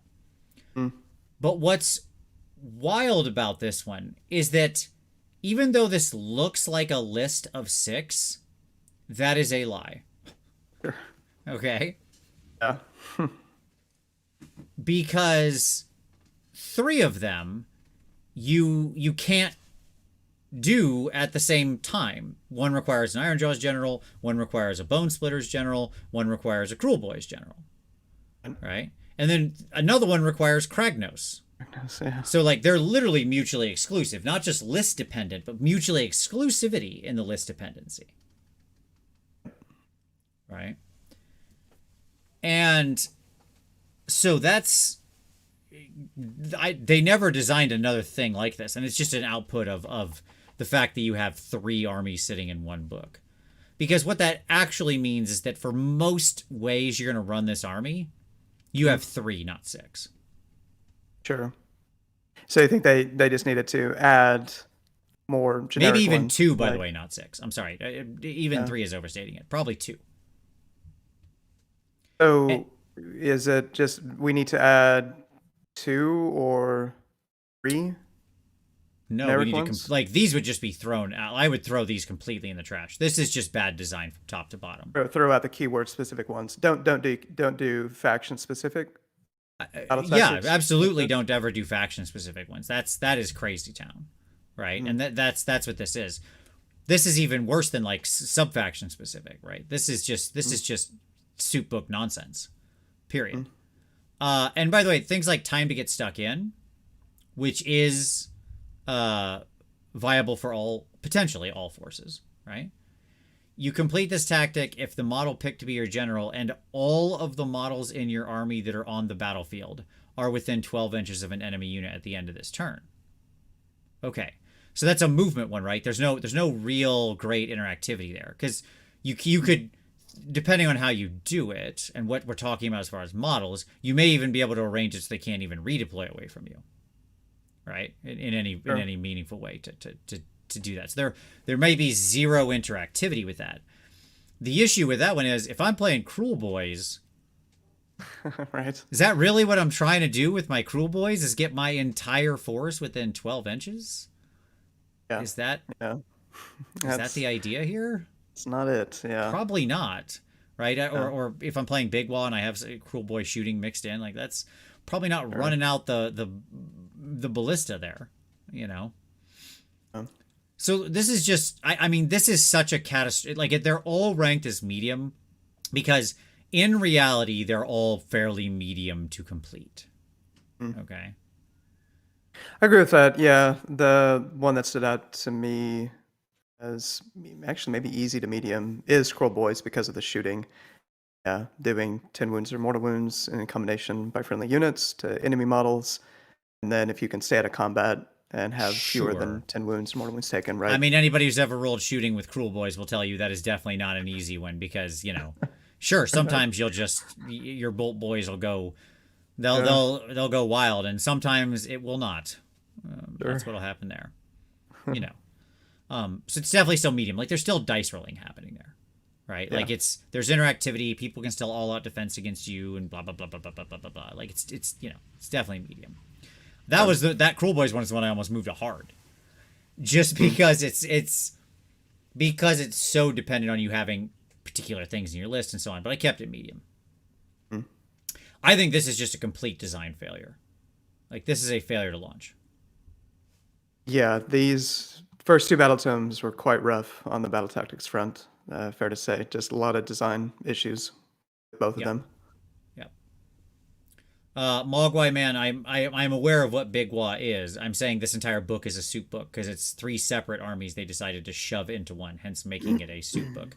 Maybe they're not all mixed into each other, so maybe the more appropriate reference would be to some kind of meat pie, where you can still see the individual elements that they've all baked together. I don't know, but whatever the case, maybe it's a lunchable book. Yeah, it's Lunchables. They're all in one little package. But like, here's your ham, here's your crackers, here's your cheese. Put them all together in Big Wall. Maybe that's what it is. Maybe we'll call them Lunchables from now on. That's fair. Yeah, Auric War Clans are now Lunchables. I'm in for that. Okay. Nurgle. Quite amount of variation here. So I marked 3 of them medium. Feed the maggots, which is 7 enemy models are slain by disease rolls. Again, like it's a dice dependency one. You pass out a lot of disease, but it's, what are you fighting and what kind of saves against mortal wounds do they have and stuff like that. There's certainly been many, is this a turn where you pushed him down to a 2-up to save against disease and stuff like that? There's right. Or 2-up to suffer the disease, right? It's like whatever. It's medium. Nurture the Gnarl Maw is like standard kill a unit one that's going to be picked there, right? You got to kill something, so it's a medium. Yeah, I've gotten that one quite a bit. It certainly comes up. You have your Gnarl Maws not too far back, or you put a second one out through Befuddling Host or summon, and enemy units will end up within 12. I mean, that's a pretty generous range, and it's all right. I'm going to kill this unit that's within 12 of the Gnarl Maw. So, at least in my experience over the last year, it came up quite a bit. Mm-hmm. Yeah, it still requires killing a unit, and there have been times where it was dicey. Yep. Yeah. Gifts of Nurgle. You complete this one I marked as hard. You complete this tactic if all friendly units that were on the battlefield at the start of this turn inflict at least 1 disease point on at least 1 enemy unit during this turn. Oh boy. Like even your little Plague Bearer hero or whatever, and Sloppity Bilepiper's got to get in there and start swinging and roll a 6. Like that's what we're talking about here. Now, sure, maybe if the game's going to turn 5, and maybe if there's only 3 of your units left at the start of the turn and 1 of theirs, and you all run up and swing on him and get your 6s. Like sure, but it's hard, right? There's a lot. Again, what's the situation? Hard is like, what is the corner case I have to construe? How into the corner do I have to get before it seems reasonable to pick this thing? Yeah. Right. Yeah. This one has never come up after many dozens of games, at least for me. So, yeah. Glory to the Grandfather. You complete this tactic at the end of the turn if more enemy units than friendly units are destroyed during this turn. I marked that one as easy because even though there is dice behind it, because of the broad general nature of it, you can almost, depending on what's going on, you could often achieve that literally without fighting. Yeah, dude. It's kind of like eye for an eye, part 2. Yeah, it's like functions similarly, and eye for an eye is one that most folks are getting or a lot of folks are getting consistently in their games. So so it's probably the top of easy, just because there is still some dice rolling there, but again, it's one of those things that you're like, it's my turn. I'm gonna pick my fights, and I know who's diseased, and yada yada, right? So right, yeah. The Droning I marked as medium. You complete this tactic if there is different friendly unit with a Rotfly mount in each quarter of the battlefield at the end of this turn. Because it's unit in each quarter, that's quite a lot of Rotflies. I hate this one because to complete it, you almost have to be running Rotfly spam of some kind. Yeah. Now again, it's not just Blight Lords. It could be your plague drones as well, but still, or your actual boss, by the way. I think that makes sense. Yeah, list dependent, but if you got the right list, probably doable. Yep. Not automatic. And then Sudden Domination, I marked as hard. This one's so crazy. You complete this tactic if you summon a Great Unclean One to the battlefield during this turn, and it is within 3 inches of an objective that you control in your opponent's territory at the end of the turn. Like, sure, I guess it could be easy if it's late game and you hold an objective and it's in the enemy territory and you have enough points that you haven't summoned a single thing and you're just sitting on it to literally complete this tactic in round 4 or 5, and you just pop up your Great Unclean One and he sits his fat butt down on the objective. But yes, as Pepos just said, talk about win more, right? Oh, that's a very confident Nurgle player who's doing I'm already dominating you so hard that I'm just gonna pop out a completely pointless Great Unclean One in your starting zone, basically. Not summon anything all game. Just build up to the Guo at the end. Yeah. Which is a really hard summon in Nurgle, actually. Depending on the counterplay going on and how much your enemy unit is, getting near your trees or being in your space and that kind of thing, right? Mm-hmm. So definitely a hard. Like that one is wild. Yeah. Okay. But, I think this is certainly better than the prior 2. Sure. The bar was very low at the beginning, but this was our 3rd book, so it's better. Upward So, trajectory. Upward yeah. trajectory. Okay. Fire Slayers. 4 of them are, marked as medium. Settle a Grudge, Beast Slayer, Grimnir Knows No Mercy, and Seize by Force. All have pretty obvious failure conditions. I won't go in detail here, but they're all like, you gotta roll some dice. There's some interactivity, that kind of thing. Right. Mm-hmm. Settle a Grudge is probably the easiest one, because if someone overexposed themselves to kill one of your units, you can generally reprise and kill them, right? But again, there's dice rolling there, so it's there it is. I really like that one. Like that to me stood out in going through these, dude. In just terms of like, yeah, there's some obviously a nice theme there. It reminds me of one of our schemes that we did. Sure. I can't remember the name of it, but yeah, I like that as a battle tactic. It's kind of right in the sweet spot of not being too hard, not too easy. Yep. It's another sort of eye for an eye, as you just mentioned, right? Yeah. All right, and then the 2 that are hard. Let's talk about them. An honorable death. Pick one friendly hero. You complete this tactic if that friendly hero is slain during this turn, and any enemy models were also slain by wounds caused by attacks made by that hero during this turn. So, my dude my hero has to go kill enemies, right? You gotta slay models. Yeah. Yeah. And then also die himself on the immediate strike back. Okay. Yep. Yeah, highly Okay. situational, obviously. Could be doable, but very situational. Sure. Swaggy Shadow says, Seize by Force can be easy just walking and take a point. Sure, it can be easy. All of these could be easy. Again, how far into the corner do we need to go? Like, that one is a little bit, not super far. I need to have less, and then I take more. And you're right, if there's like an open objective, and I just go claim it, then I do it just by moving. Yeah, that could happen, right? That's certainly possible. It's not like the most fantastical scenario, right?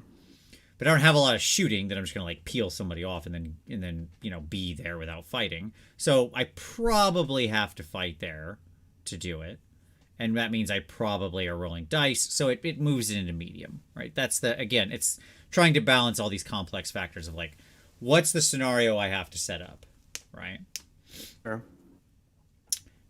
An ignominious death is the funniest one I think they've ever written. The only one that rivals it is an ogre one that we'll look at later.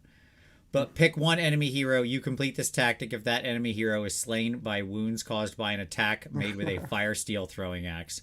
Stop it. Sure. Stop it. Yeah, don't think I've ever seen that happen before. Tom all the time goes on about these stupid axes. Like, I've played with his fire slayers in like team tourneys, like 2-player tourneys, yeah. Yeah.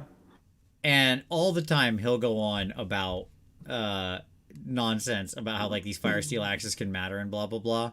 They never do anything ever. I mean, they waste a lot of time rolling a lot of dice for nothing. But funniest thing, hilarious.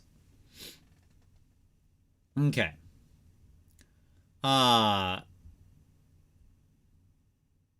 Yeah, I mean who Nicholas R said, wouldn't Grimnir Knows No Mercy be hard since it penalizes you for killing things? That alone wasn't enough to make it a hard, but you're right, like, because you have to have any friendly Volkite Berserker units on the battlefield, and all of them within 3 inches of any enemy units. Like, and it's at the end of turn check. I did waffle on that one a bit, Nicholas R. You're not wrong, because like, yeah, if you kill the enemy unit, if you were too effective, or if they kill you, you lose it either way. So I thought about that one a lot. In the end, I left it as medium because it is just a exist thing. So like, if even one dude is around in either unit, you can get it. It felt like the right amount of medium. Like, just charge the right unit that you're not going to kill and is going to kill you. Like, in most games, you can figure that out. Most armies have a unit like that, right? It's not that hard, right? So like, it's not automatic, certainly. Like, it's not easy. It's not the hardest thing. It's like, it's definitely in the medium space to me. So, Like I didn't have to construe that. How wild is the scenario I have to construe to make me say this is one I would choose. That's kind of the litmus test here, right? Mm. Okay. Idneth Deepkin, 5 mediums, 1 easy, a lot of list dependency. A lot. Yeah. Like list and turn dependency. Mm-hmm. Okay. Like Assassins of the High Tide, no list dependency, just Idneth Deepkin units, right? You have to destroy 2 enemy units. Not always the easiest thing to do, certainly, especially depending on the army you're facing. Right? Sure. But it's when they're under high tide, right? Now that's a great thing to be under to go kill people, because you're striking first with all your units, right? But it's still a lot of dice rolling that has to go your way, and could still have armies where it's like, that's not going to happen. Like, am I bringing down 2 Mega Gargants in this turn? I don't know. Sure. Or whatever. Yeah. Okay. The Predators that Deep requires the Alapexes. The Revenge of the Namarti obviously requires Namarti, right? The Deny Trespassers is your classic. Again, just like the tree, the Nurgle tree, right? Yep. Same thing again. We see a lot of variations on themes here. And Ishran Defense is pretty crazy. I was like back and forth on whether to mark this. Was hard. When you reveal this battle tactic, pick 1 objective wholly within enemy territory. At the end of this turn, you complete this battle tactic if you control that objective and there's a friendly Ishran unit within 6 inches of that objective. So your Ishran people, that's like very specific person that would have to be very deep in enemy territory. I ended up keeping it as medium because the situation that you had to construct, because like this is one of those weird ones that's like either quite hard or automatic. Or it becomes against the odds, because it's literally just that guy stands there. Sure. And I complete this. But it depends a lot on what's happened around it to lead up to this situation, and so that's why I kept it as medium, right? There's not any potential required dice rolling to it. Yeah, that one, I mean, I'm thinking of the classics Ishran. That's like the Soul Scryer, Soul Render, those little dudes. Yeah, exactly. Recall? Yes, yeah. that's correct. So, Soul Scryer coming in on board edge with 6 offensive eels, I think we're seeing some play now with offensive eels once again in the game. Been seeing some lists with those. So yeah, and then you potentially, like the following turn, you walk in. If you clear out the threat in that area, then you walk them up. Like, yeah, it's like I didn't have to stretch too far. I had to make it happen. Yeah. Right. I just had to I did have to construe some scenario, but it wasn't crazy. So let's take a pause if we could. And what do you think about these overall? I think Idneth is kind of interesting to dive into. Well, let me talk the easy one real quick, because this is a classic too easy. All right. Okay. Trapped in the Undercurrents. You complete this battle tactic if 3 or more friendly Idneth Deepkin units retreated and made a charge move during this turn. Well, yeah. A thing that you get the ability to do automatically in your Tides of Battle. Yeah. Right? And so just do it. Right. You walk everybody back to 3 inches. You charge everybody back in. Theoretically, you have your reroll charge command. In the wild event, you roll Snake Eyes. Right. But again, it's if the bar here is almost no interactivity and 90% plus, boy, is this hitting that mark. Yeah. Right. So. Yeah, with how they can position, with how fast they are, even they have positioning speed to minimize redeploy. I would say more than a lot of armies. Like, yeah, somebody could still pop a 6 at some point, but you have things that you can do, to wrap, etc. Potentially. Well, and the fact that you could just literally retreat your whole army, every unit that's in combat, and then recharge, right? So that's why I marked that one as easy. So, okay. Now, back to your original question. What do I think about these? Yeah. I don't think they're bad for the most part. It's a little more list dependency than I would like. I'm not a huge fan of all of this list dependency. I generally don't like it. I don't like them putting their thumb on the scale and saying, play this unit to achieve this thing. I'd rather it was more, as an army, you're trying to achieve something that's within your thematic bounds. Right? Nicholas R., yes, you can redeploy from a retreat move, which is the potential challenge there. But by the way, you don't have to retreat every unit fighting somebody.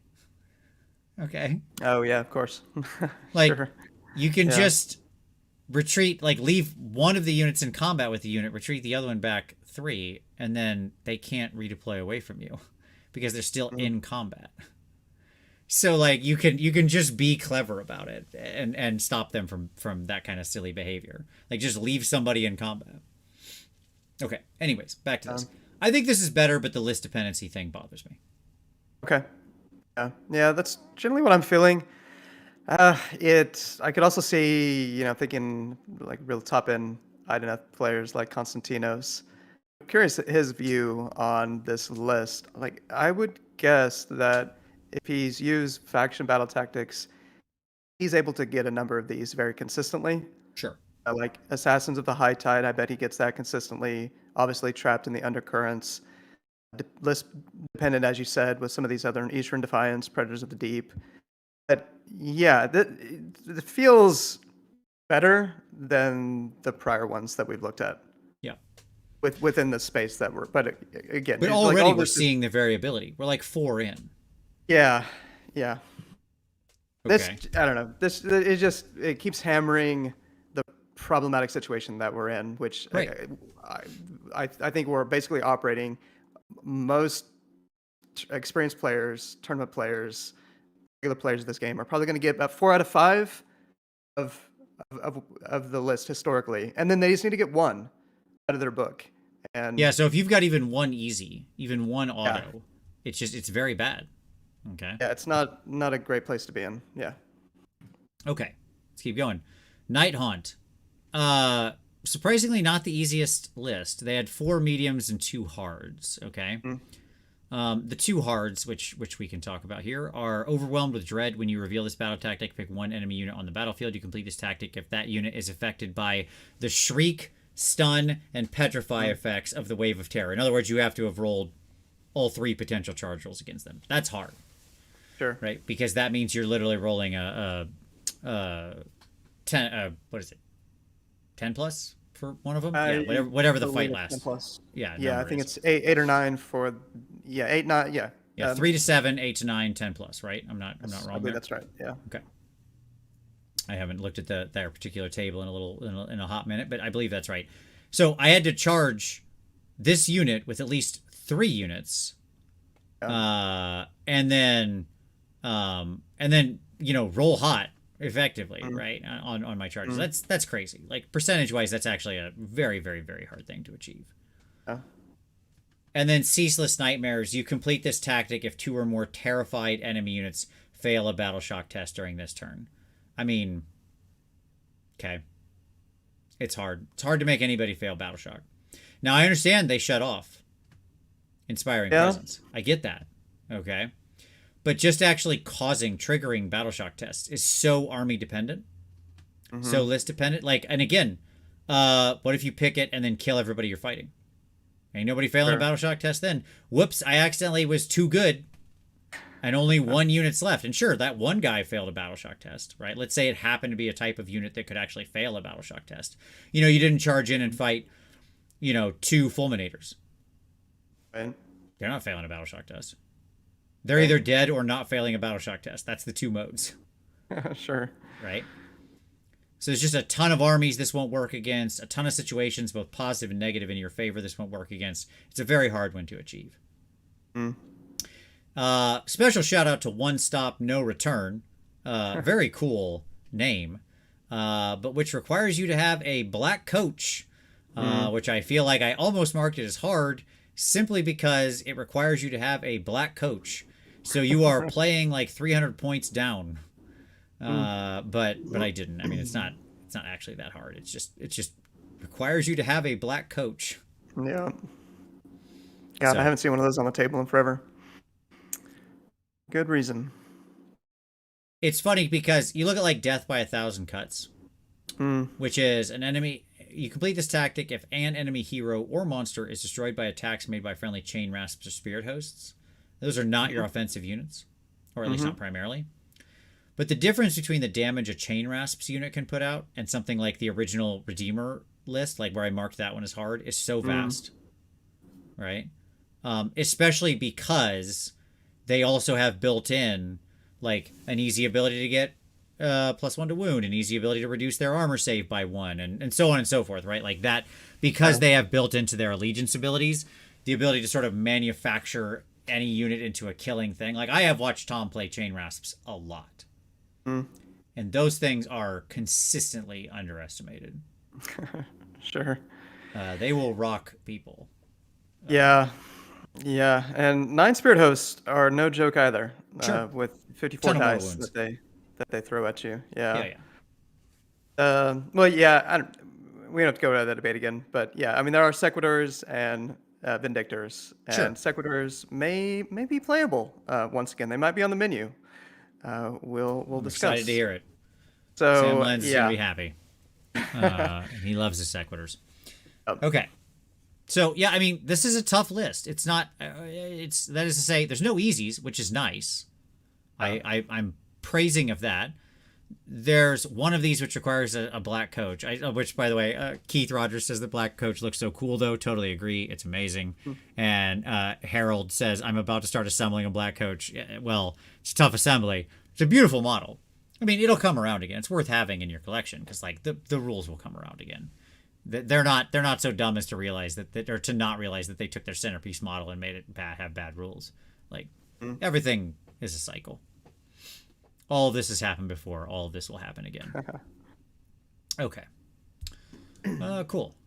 Boop, boop. The closest one to easy in my mind is probably Tides of Terror. Complete this tactic, at least 2 friendly Nighthawk units within a half inch of the same enemy unit at the end of this turn. You know, I feel like you could consistently set that up. The only reason I didn't put it in there is because what happens when you double charge a unit, roll -1 to save and fight last, and then murder them, and you're like, whoops. Murder them. Yeah.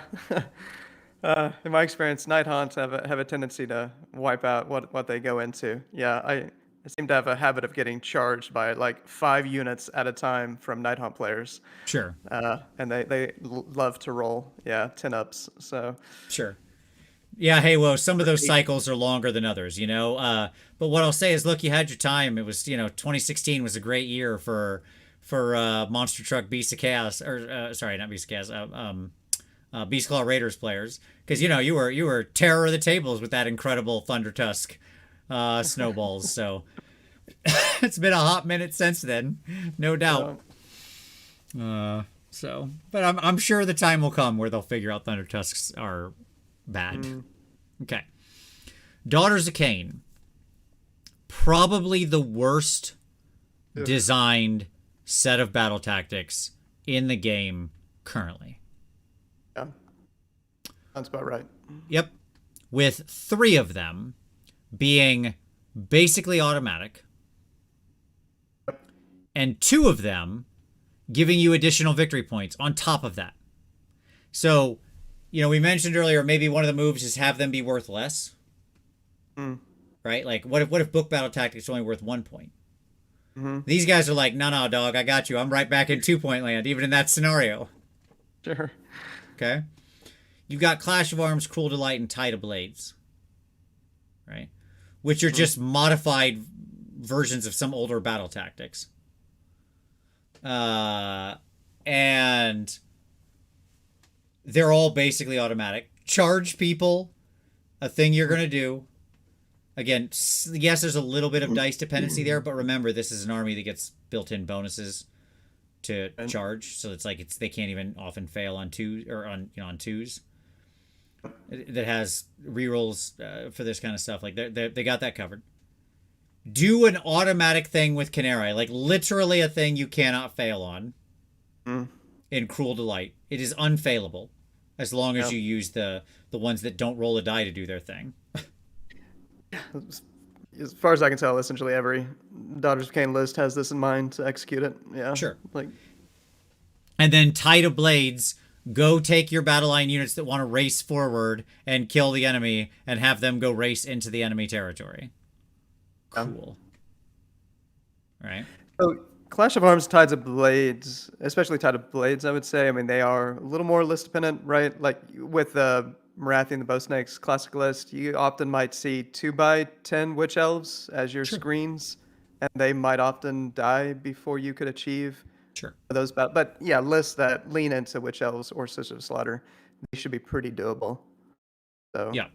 I mean, definitely. There's still list dependency here. Way too much. yeah. I don't like it. Right? But it's there. Oh. And then you have the other three, which are all hard and all nonsense. Like Yeah. the High Gladiatrix has to kill an enemy hero specifically using Killing Stroke, which like it happens. Mm-hmm. Right? Like that happens. But when calling it out, boy, that's a move. That's a power Sure. move. That's like Babe Ruth pointing at the outfield at a particular seat. Sure. Okay, that's not just like left field. That's Right. seat 347 in deck R. Enjoy your baseball. You know, like that's a heck of a shot. Okay. Hatred of Chaos is sub-faction dependent. You can only do it in these two sub-factions, and you have to be fighting Chaos. Chaos. Like, and then you gotta kill 2 units. Right. Like, Jesus. Okay, like that is a wildly insane one. Who wrote this? 3 hoops you have to jump through. Yeah. It's crazy. Like that one is just so crazy. That got read and somebody went, ship it. Might take the cake so far. Might be better That than one. Fire Steel Axes. I mean, it's pretty crazy. Yeah. And then unexpected attack. Friendly K-Knight Shadowstalker's unit uses its Shadow Leap ability and makes a charge move. So like, I guess roll a 9 up. Dude, 9s are easier than 7s, 8s, 6s. I don't care what anybody says. 9s. So I love that battle tactic. I'm all in on that battle tactic. I mean, you want to talk about an easy one to fail on a dice roll? Putting your entire bet on something with less than 20%, because that is the math around rolling a 9, right? You have less than 20% chance to do it. Yeah, sure. Like, go for it, brother. Now, again, they could be in the +1 charge range. They could be on an 8. But still, that would still easily qualify for my hard criteria, which is just less than 50%, and it's all in a dice roll, and that's it. You're just like, did I get this? Nope. Yeah. Okay. Yeah. No middle ground here, huh? Nope. What? Something. Yeah, that's definitely the forerunner for the worst set of designs battle tactics. Going back to Nighthawk, I mean, do you think that generally is where you would want to see these operate, where it's kind of 4 medium, 2 hard, or is it more like 6 medium and I'm no going to hard? save what my platonic ideal for the end, because I do have a way with Alright, these sounds good. that I would like if this is the design, if we have to have these dumb things, I have like a set of guides that I wish we would follow. All right, cool, buddy. All right, let's keep moving. Poor Skaven players. I mean, Skaven. I actually do feel bad for the rats. Like, Oy what is going shinoi, on? this list. I begrudgingly made them all medium, okay? Because, like, first of all, this is the most list dependent one around, because all 4 of them are completely list dependent. Like, you have to have all these units. Okay. Yeah. Restore the Beast. I've got to have wounded rat ogres with at least 3 wounds. And then I've got to heal them, which is like not the hardest thing in the world. I've just got to have enough pack masters and master molders sitting around that unit to just like hump it back to full. Okay? Rolling a d3 at a time. So it's doable, certainly. And there's not much the enemy can do to stop me. You know what I'm saying? Like, if I have the wounded rat ogres, I can just be like, they all heal. Dice, dice, dice. Okay, I got them back to full. Right? Oh. But that is like, the situation has to really arrange. I'm guessing the Packmaster's heal in the hero phase. Yeah, correct. Yeah. And then Deathmark, you pick an enemy hero on the battlefield that has wounds characteristic of 10 or more and 0 wounds allocated to it. And you complete this tactic if the enemy of that hero is slain in this turn by attacks made by friendly Clan Eshin units. Yeah. Normally, I would rate those kinds of things hard, because a 10 wound plus hero is generally a very tough hero to bring down in a single turn. Right? They often have the most heavy amounts of protection, because we're talking often about monster heroes here. Right? Sure. These are often guys on like 3-up saves, 5-up ward saves, like stacks on stacks, right? Oh. The only reason I left this one medium is because Eshin is legitimately scary in the new book. Between the fact that you can use Slink for this and his boys, and like just throwing stars out the wang for mortal wounds, just and throw mortal wounds at people. Like I have done this thing. I have not done this battle tactic because I've never used any book battle tactic ever, not once. But I have accomplished this particular feat it's asking me to do, though I would never bet on it. Sure. Right? But it's happened. Stormcast has one essentially exactly like this, Hammer Strike Assault. It's basically the same conditions. Yeah. The advantage here is like these are the killiest units sort of in the book, and they're doing a thing. Like the ninja rats are strong in this particular edition. Fire, more, pick an enemy monster, and then destroy it with missile weapons from Clan Scryer. Yeah, not the hardest thing, not the easiest thing. It is what it is, right? Most people don't play easy monsters that you can just tip over like 5-up. You're not fighting a lot of side wars and crap like that. So again, you're going to often be playing against toughish monsters. It's doable, it's dice, it's so on. And then Crescendo of the Disease Choir, 3 or more prayers chanted by different friendly clan pestilence priests are answered this turn. I kept it as medium because even though it is rolling 3 dice, those priests are, if you have those 3 priests all doing it, they're basically all doing it on a 2-up. Yeah, and they've got a way to get reroll as well. They do have a way to get rerolls, yes.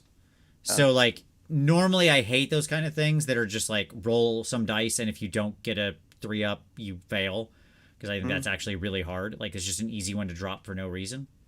Like it's out of your control. You did nothing wrong, right? And it is possible to commit no mistakes and still fail. And so like that makes for a hard battle tactic. So yeah, I could. But in this case, it's often enough that you can do it. It's still medium, right? Because you have so many bonuses backing you. That's my point. And yeah, the right list build, if you're leaning into Clan Pestilence Priest, not that we're seeing a lot of people do that, but if you're doing it, I could see this one being on the easier side. Like everybody's going to be on a 2, probably with 1 reroll in the turn, or rerolls period in the turn you pick this. So yeah, like it makes it so like I guess you could fail on just the dice, but now it's so unlikely, right? It almost moves to easy in that case. Right. Okay.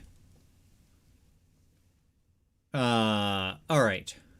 Yes, indeed. I'm glad. Thank you, Emily. All right. One of my favorite quotes of all time from any piece of media. Yes. All right. Sylvaneth. Tyler, I'm curious about your feelings on this one. Marked 3 of them as medium. Eradicate trespassers, harness the spirit paths, and march to the forest lords. Because 2 of them are dice rolly slay things, right? And like the classic again, the Nurgle tree, the keep people away from your terrain, and the kill people with your monster or whatever. Kill their monster with your monsters. Anybody who's ever swung with a Spirit of Durthu knows well that he could just destroy the world or do 0. So that's why that's still medium. And then harness the spirit paths. That it's again, you're slinging somebody forward and then charging on a 9. I am aware that Spitesworm Hive exists. I am aware of that thing, but did you cast it? Did you teleport him? And so on and so forth, right? It's still just roll a dice and you might fail. The 2 that are hard are balance the cycle. Pick 1 enemy unit within 12 inches of an overgrown terrain feature or friendly awakened wildwood.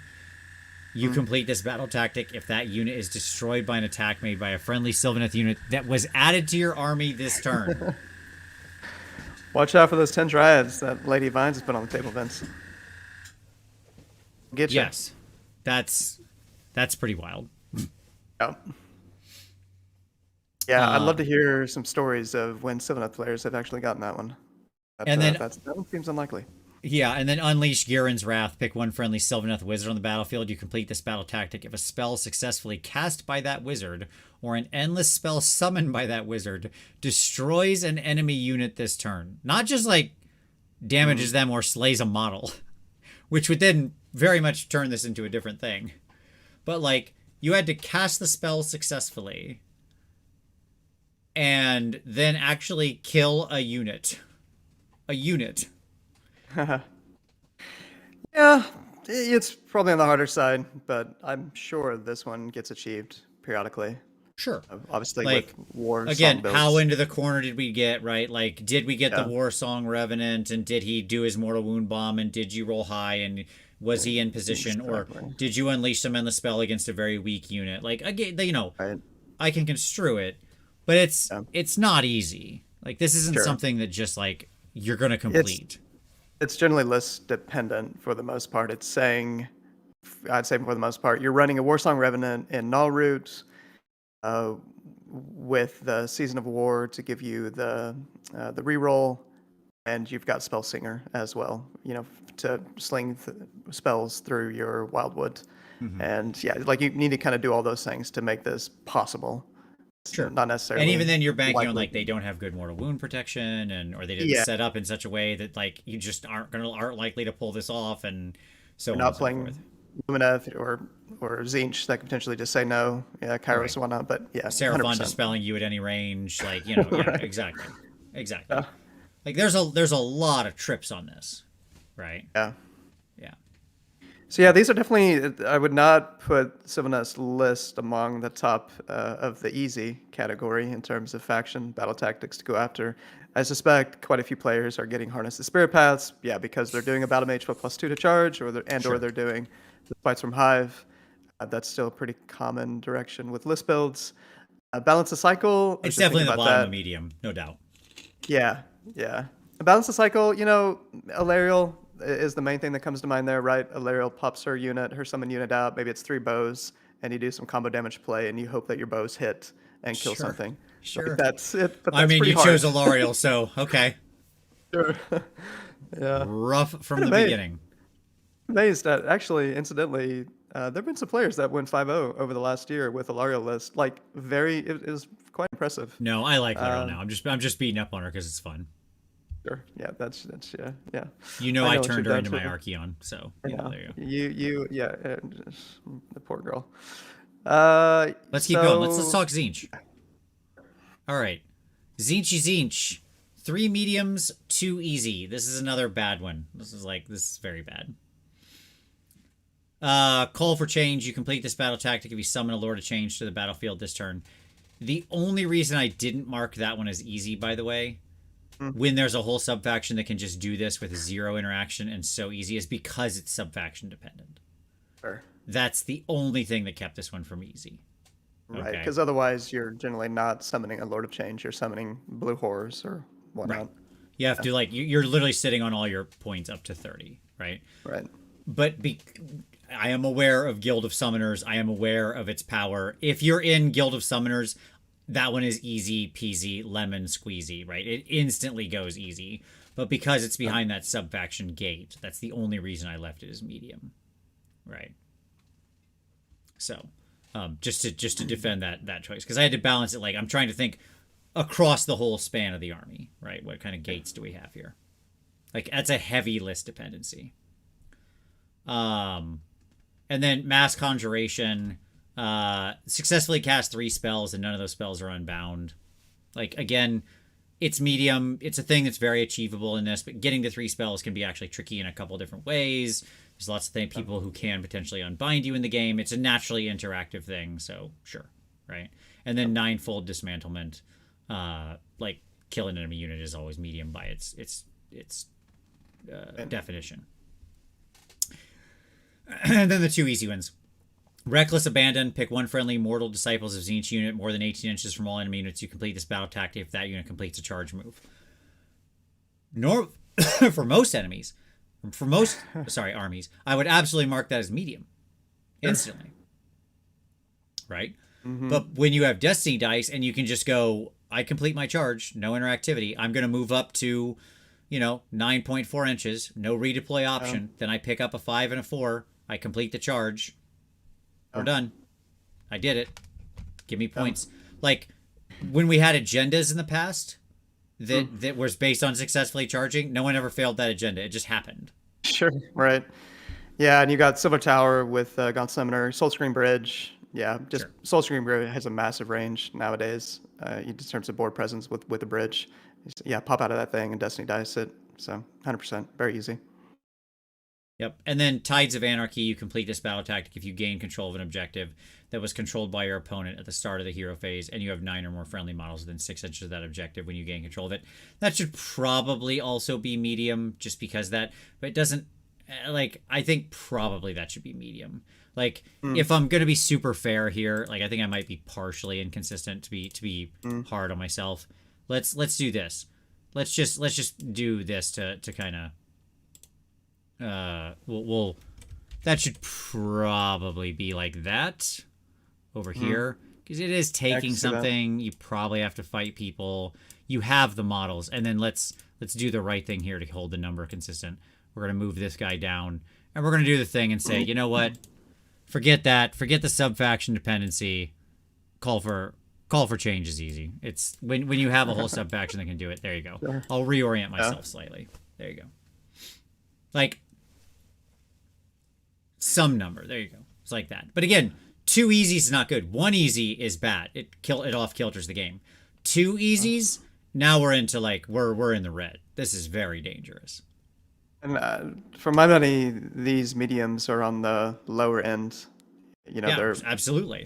They're not on the high end. Like, this is 5 very viable ones, right? Yeah. I was surprised at how high Tzeentch is in terms of their set of battle tactics, basically all being viable. One, exception depending on whether you're in the sub-faction Guild of Summoners. Sure. But yeah, I didn't realize they had so many good options, quote unquote good options. Yeah, exactly. Good options. Yeah. Yep. Okay. Sons of Behemoth. That's Behemoth? No, that's not right. That's very funny that I wrote that. My brain was thinking that way. Sons of Behemoth. There we go. I know what the army I play is called. Right there. 4 mediums, 2 hards, and even that is really pushing the definition of medium. Okay? Because there's huge list dependency here. Massive list dependency. Like, that's mine. You have to have the appropriate giant. Wrecking Crew. You don't. You just need to have a giant who completes the monstrous action, but that's fine. Who is near them. Man Skittles? Is that really what that's called? When I read that, is that for real? Man Skittles? So. Does Skittles mean something different in the UK? Is that like an established word? Did somebody write man Skittles into this book? Like, is Skittles an existing word that the candy just pulled off of? Like, that blew my mind. Yeah, I'm looking it up. Like, I want to know the etymology of the word Skittles. Yeah. But anyways, hilarious. Very hard. It requires a War Stomper, and it's very hard to do because it relies on the dumb hurled body ability, which is like a 4-up and then another 4-up to achieve it, and they have to actually suffer the mortal wounds. Really, it's on 4-ups. I thought it was on 2-ups for that thing. Huh. Depends on what you're rolling against. Like, it's a die roll that has to equal double their wounds characteristic, but you have +2 to the initial roll. Okay, so like, again, depending on what you're going against, you may have a greater or lesser chance. Then you have to roll the 4-up to successfully do the mortal wound with the hurled body. Okay, to like hit your target. Then they have to suffer the mortal wounds, right? I.e. not have mortal wound protection. Oh yeah, yep. So very hard. Fury of the Titans is fairly medium. You just need to execute the 3 monstrous rampages. It's not the games that you thing. played when you've done that. You've executed all 3, like either deliberately or just playing the game or going after battle tactics. I'm curious both. You're deliberately pretty rarely have I done all 3 because Earth-Shaking Roar. It's like you have to be in the right fights, because remember, Earth-Shaking Roar is only useful against very particular enemies. Like, if they're playing an army that just doesn't have any of those troops, you just can't do it. Right? Like, it only works against a certain type of enemies. And then Beast Grapple and Colossal Slam are both 3-up rolls. right? But you only have to carry them out. You don't have to actually successfully do them. That's why I still kept it medium. If you had to successfully do them, this would be hard. Mm-hmm. Okay. Because then not only would you have some soft list dependency where like a beast smasher is the one who does this well, but then also you'd be behind multiple 3-up rolls. Okay. Yeah. Splat is incredibly stupid and hilarious. You have to kill him with rocks. Like, okay. Yeah, let me throw some rocks at these guys who are already neg 1 to be hit. Or who potentially, in the coming season, as we all know, aren't even targetable. Yeah. Great time. Great time. I'm sure there's a battalion you fit into that you'll be okay. I'm sure. We'll see, I guess. And then Colossal Violence is you have to just Titanic duel somebody and then kill them. Like, the only reason it stayed medium was because you have to kill them. Which sucks because you have to Titanic duel them. So hopefully you had like 2 giants so somebody else can roar them. Yeah. Interesting. I had never looked at these before with Sons of Bahamut, so I'm guessing Fury of Titans is the most viable consistently. Oh, the Fury of Titans? Again, what's probably not, just because, I mean, maybe. I think Wrecking Crew is the most doable, because you can just kind of have multiple giants near faction terrain and just blow your monstrous actions trying to kill the thing. Like, they have a big base. It's not that hard to be within a couple inches of it. But again, there's a lot of armies that don't have faction terrain, right? Exactly. Yeah. But like, if you are, that's probably the most medium, because you just need to like be near it. Yeah. And then roll dice. You have multiple shots on. You have a shot on the goal there. It's still a 3-up or whatever to do it. So, if you happen to have a Gatebreaker, it gets easier because he gets bonuses to it. So. Right. Yeah. Okay. But yeah, it's not. None of these are easy. Not even close. Obviously, I didn't mark any easy. But a lot of these are just like this. Sons of Bahamut is frustrating because it lives by the thing I hate the most, which is just it's stuck. Your battle tactics are stuck behind random dice rolls that you have no control over. That you will just fail. Like, you just oops. Just you didn't roll. It's 1 die roll. You needed a 3. You rolled a 2. Right. It'd be like if you you get 1 prayer in your army every round, and if you fail the prayer, you lose 2 victory points. It'd be like, well, no one would do that prayer. Right? Imagine if you had a prayer that was like if you roll this on a 3-up, some benefit on a 2 or 1, you lose 2 victory points. No one would ever cast that prayer. Nope. Yeah, no one that would be terrible. And that's what these are. Mm. Right. Yeah. I haven't seen many play. Kraken Eater seems to have disappeared from the list. I haven't seen that guy around in a while. Sure, because he's not very good. Like, he kicks, and that's all he does. Yeah. All right, Lumineth. 5 mediums, 1 hard. The hard one is pick 1 enemy monster on the battlefield. You complete this tactic if that monster is slain this turn by attacks made by any friendly Star Shard ballistas. Only the ballistas. Like, again, you don't have to do all the wounds with it. It could be a weakened monster. You could soften them up with archers with sentinels first. But then what if your sentinels pop off and you mortal wound the thing into the ground and accidentally, and then your Star Shard never fires, and it itself is not the most reliable wound machine, and so on and so forth, right? So it's hard. Yeah. And then the other 5 are all just pretty standard medium stuff. Like, do some endless spells, which I've watched people fail, that kind of stuff. I could see Conserve Ether Quartz being achievable pretty consistently. Again, obviously with the combo damage, combo range damage strategy that Lumineth employs. And then, Sentinels obviously is a classic example of a unit to maintain their Ether Quartz reserve and finish off a unit to get that. Yeah, the reason Conserve Aether Quartz in my mind very much stays medium, and we can argue about how medium it is, it's requiring you to announce that you're picking an enemy unit and a friendly unit, and then kill them without using your Aether Quartz, which is fine. Like, that's not actually a cost. That's what's so stupid about it. The thing is completely incidental. It is, yeah. Right? Yeah. But the what makes it medium is it's kill a unit. Sure. Right? And anytime you're killing a unit, then the dice can fail you. They can roll out of the box on their saves. Things happen, right? Right. On the enemy, 4 more spells successfully cast with different friendly Lumineth. So you got to have 4 different LRL units cast a spell successfully. Probably You got a pretty lot of doable. spellcasters. Yeah, I mean, Yeah. everybody in your army is a spellcaster, so it's not really that hard. Yeah. You're like an army of wizards, so you know. But again, it's spellcasting. It's a naturally interactive phase. You can fail those rolls. People can unbind you, and so on, right? And Teclis can't do it all by himself because it's different friendly units. So at least they put that word in there. Yeah. These were, again, a little higher than I realized with Lumineth.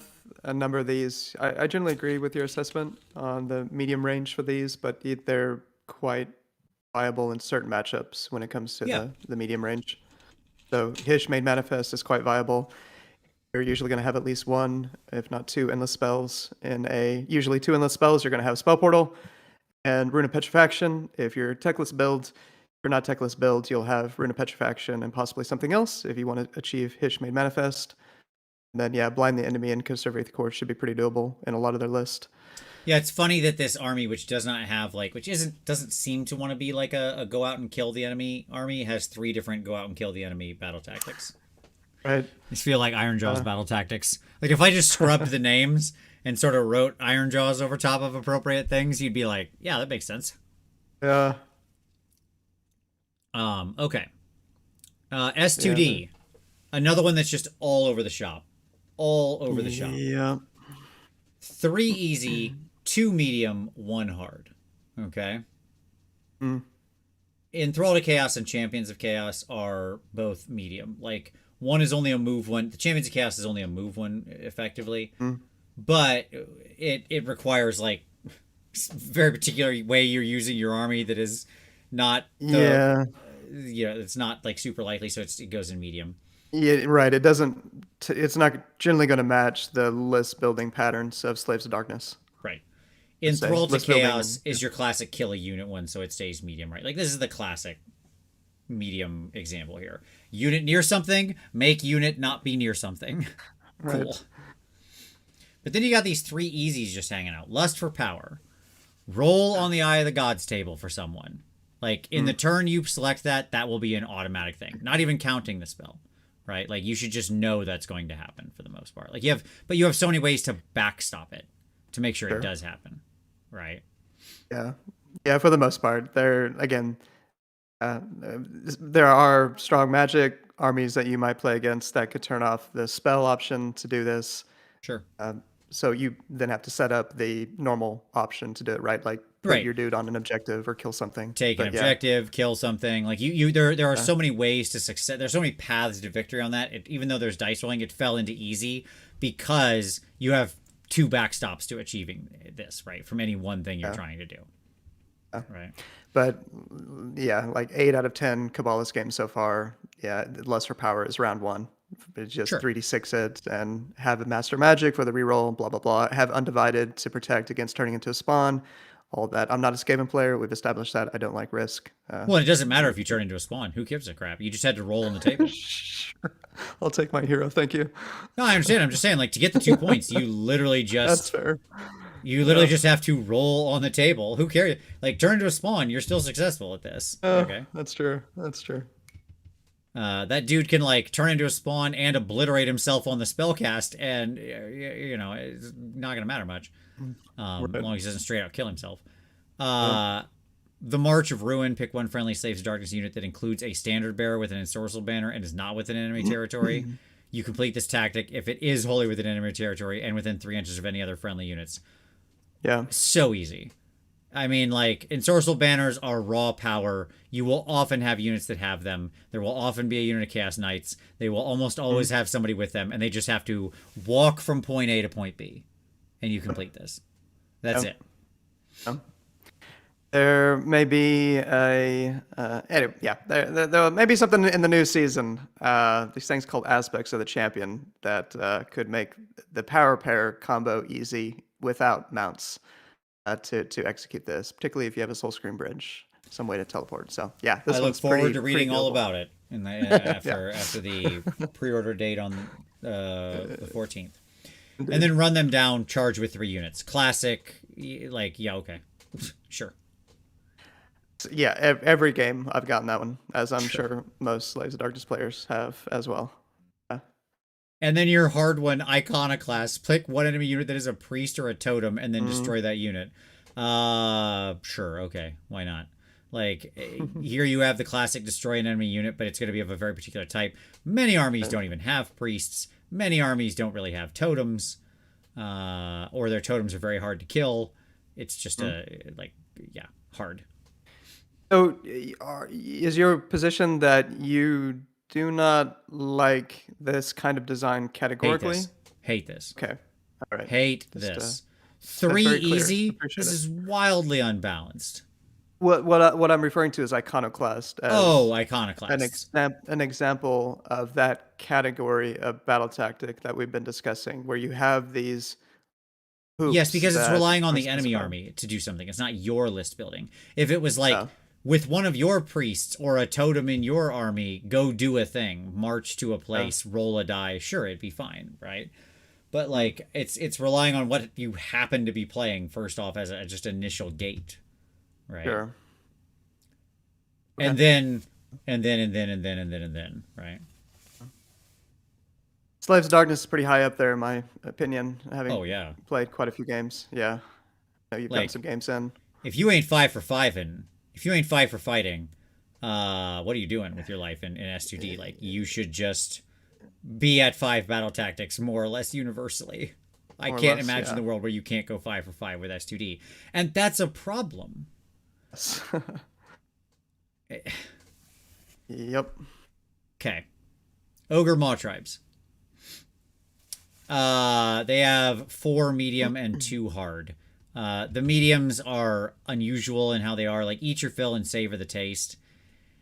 Are both weird because it's they're every unit in your army doing a thing, right? But at least they're timed correct. Like, the eating is at the start of the combat phase. You just have to like nail your charges. It's they're late game ones. They're probably on the edge of being hard, but like they're doable. Okay. Avalanche of Flesh, I hate it. You gotta actually achieve 10 or more mortal wounds. You know, if you charge with ogres, sure, again, if you're in like Beastclaw Raiders and you have a bunch of 4-up dudes and you land multiple charges that are all good roll charges, then sure, you'll probably get there, especially if you're charging stuff that doesn't have mortal wound protection or whatever, right? But it's very list dependent, very situation dependent, very enemy dependent. So it's like, it's a lot of good, a lot of bad, and then let them loose. You got to do a bunch of monstrous rampages.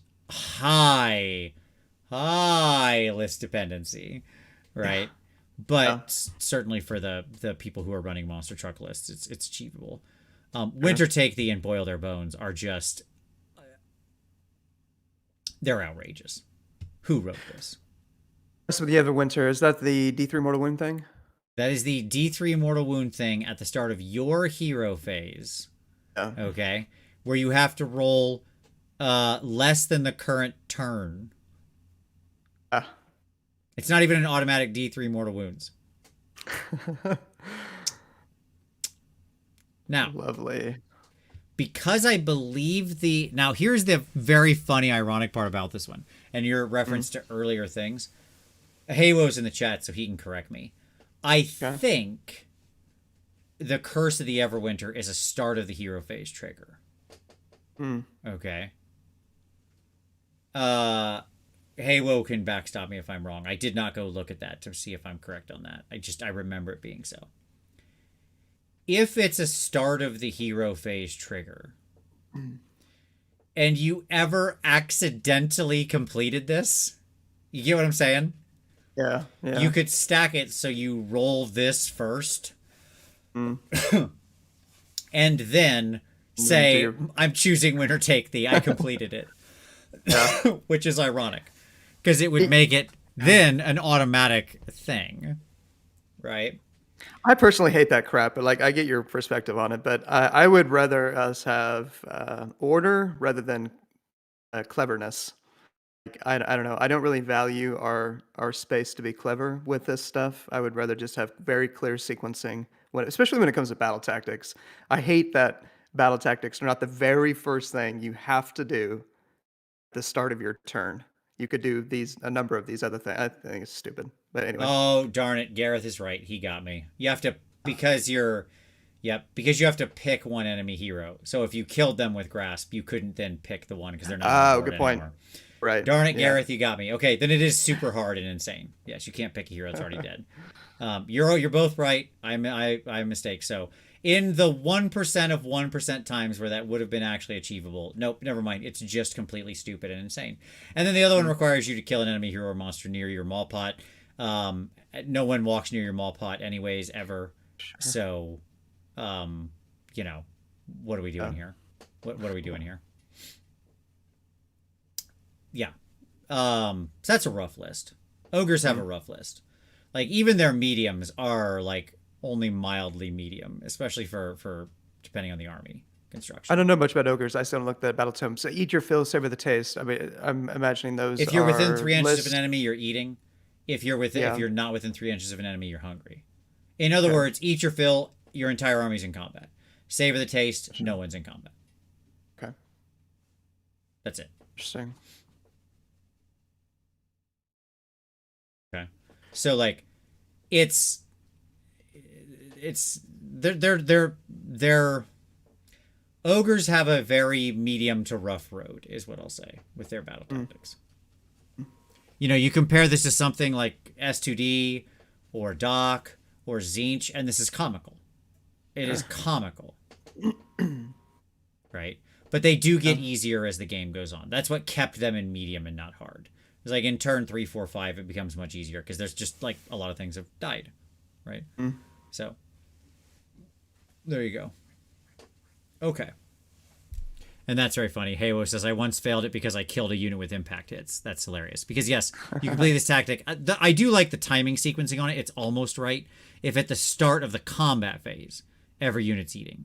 So if you kill the unit, that's not a penalty, unlike some of the other ones we looked at. Right? You just have to be eating at the start of the combat phase, so within 3. Just don't roll out of the box on your impact hit mortal wounds, yes. All right. Beasts of Chaos. Now, this is where we're getting into the Tome Celestial stuff. Yeah.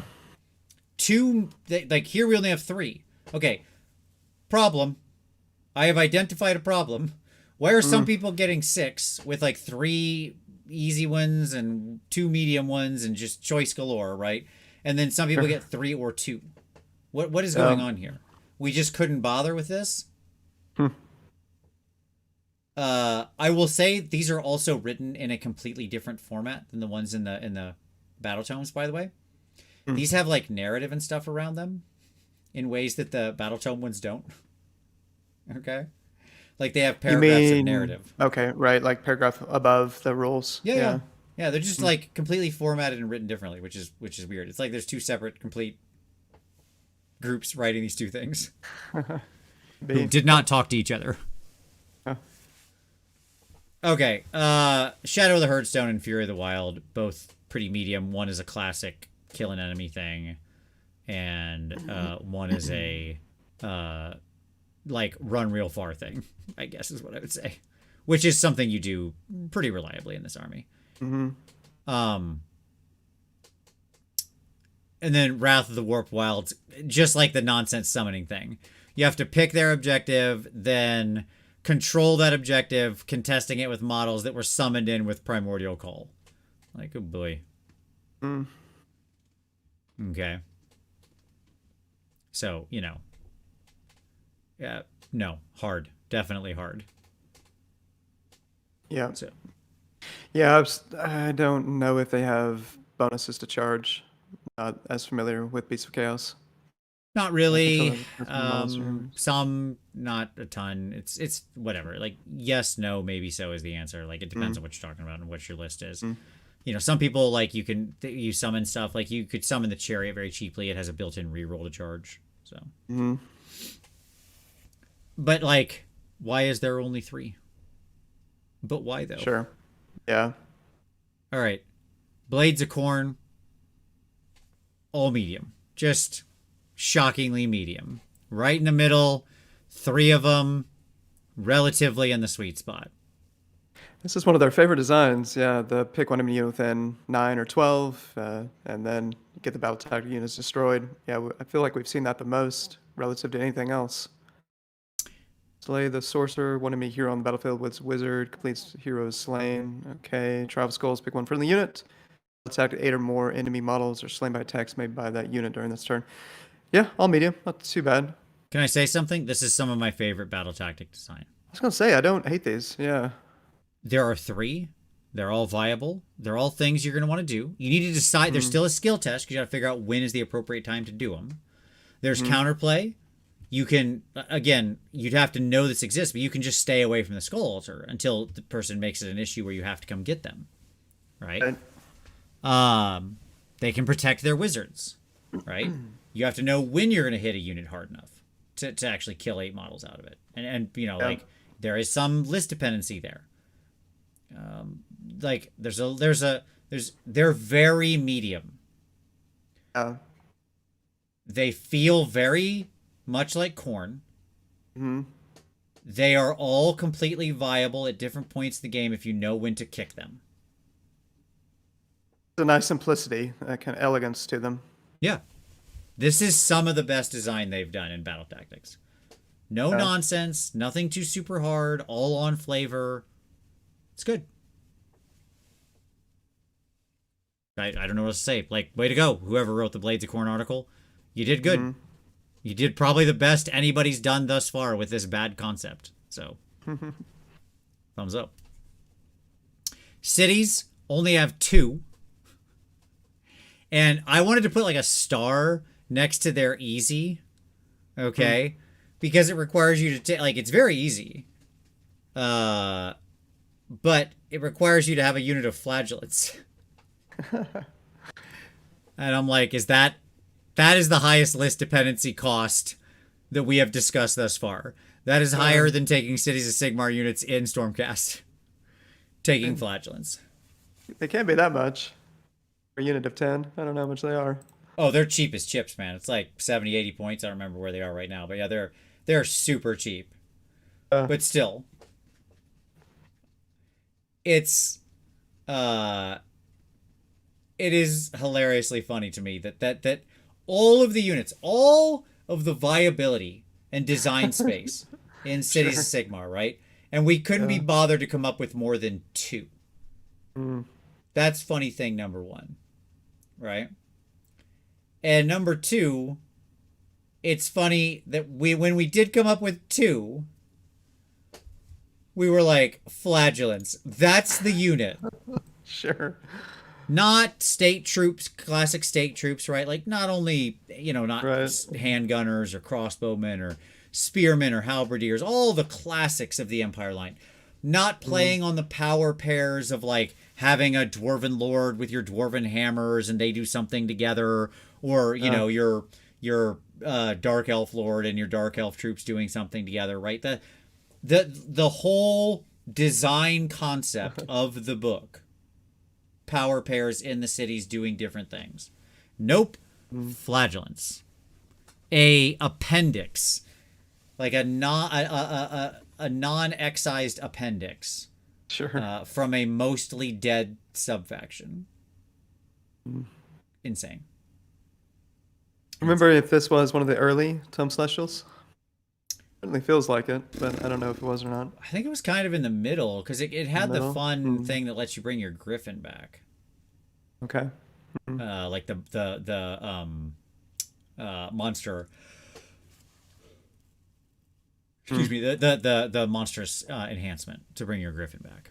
So, oh, okay. Yeah. I don't know. All right. Let's look at a summary. I stopped there because I didn't want to go pull every Tome Celestial, and I knew this show would already take forever. Okay? Sure. Yeah. Let's talk summary. Yep. This is the full list, so we can look at it all next to each other, right? So, from all these total battle tactics, you can see there's, a variance in the number here. Even amongst people who got books, for no reason. Oh yeah, Sylvaneth Zinch, only 5 each. Right. Interesting. Right. There's more variants than the Tome Celestials they didn't pull. Most of the Tome Celestials are 3s. Again, for no 3. reason. Yeah. There's a decent amount of easy scattered around, but it's very condensed within a couple of armies. Daughters, Zinch, S2D. Yeah. Right? Within cities, giant asterisks having 1, and Nurgle having 1. Right? And there's lots of hard, right, on there as well. And you can see how inequitously this is distributed. Mm-hmm. To me, this is the problem with this whole system. Like, this is where the House of Cards falls down. If you don't believe any of the foundational issues that I talked about earlier, the increase in, sort of like game knowledge you have to like, the people need to keep at the top of their dome. If you don't believe that like this reduces interactivity, if you don't believe that it, all those things that I talked about earlier, okay. I think you look at this chart and go, "There's no way this is correct." This is a fundamental victory point system of the game that decides winners and losers, right? And it is wildly imbalanced. Yeah, I think How that's is fair. that not a problem? Sure. Yeah. Yes, well, just another thought, like hypothetically, well, last season you said you felt we were somewhere north of 4 out of 5 battle tactics, particularly for experienced players. But top end tournament players, you were saying 5 out of 5, right? Sure. But let's say it's 4 out of 5. And that means you just got to get 1 faction battle tactic. And on that front, how many of these would you say would pretty consistently get 1 battle tactic? I mean, it seems to me like it's most of this list. At least get 1 pretty consistently. I think that's true. Yeah. So I think there are some people who can't. Like, we did review some where even getting 1 would be a problem. sure. Right? And boy, what a rough time for those armies. Like, I guess you just don't get to win many tournaments with those armies. Because again, like, there are tournaments, because you mentioned this being used as scoring, which I'm not totally against. It does have some downsides to it, but I'm not against the concept. I think it can be a good way to score. But like, if you're first place in most of those tournaments, they're using any kind of scoring system like that, you're 25 for 25. Yeah. Period. Like, if you want first, you're 25 for 25. If you want to go be at that top list. So I guess you just don't get to do that anymore with those armies. Let's say it's 3 or 4 armies on here that don't reliably have access to their 1 or fail it very easily. Right? Like, I guess sorry about your luck. Yeah, Auric War Clans potentially stands out. Again, we discussed the Crow Boys one, or potentially with some shooting. Maybe you could get that 1 kill over 10 models, not have, or get 10 wounds or more on enemy units and take 10 wounds or less. But the Auric War Clans list is pretty rough. It's really rough. Because again, that 6 is a lie. That should say like really, if we're being straight here with this, it would look like this. It would have a 2 in parentheses next to that. Because for the most part, you have access to 2 of them in any given individual army you're playing. Like, you literally just cannot choose the other ones. It's not they're bad or they're hard. It's you are barred from choosing them. Right? Yeah. You may not select them. There's also, yes, absolutely, Sean. There's list dependency all over here, like big time. Some of these having like massive list dependencies.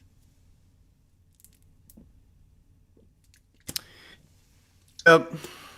So it's constraining the field of what you put in your list if you want to be competitive. It's creating a lot of weird inequity in who can sort of achieve the 5 out of 5 marker and who not. Right? Yeah.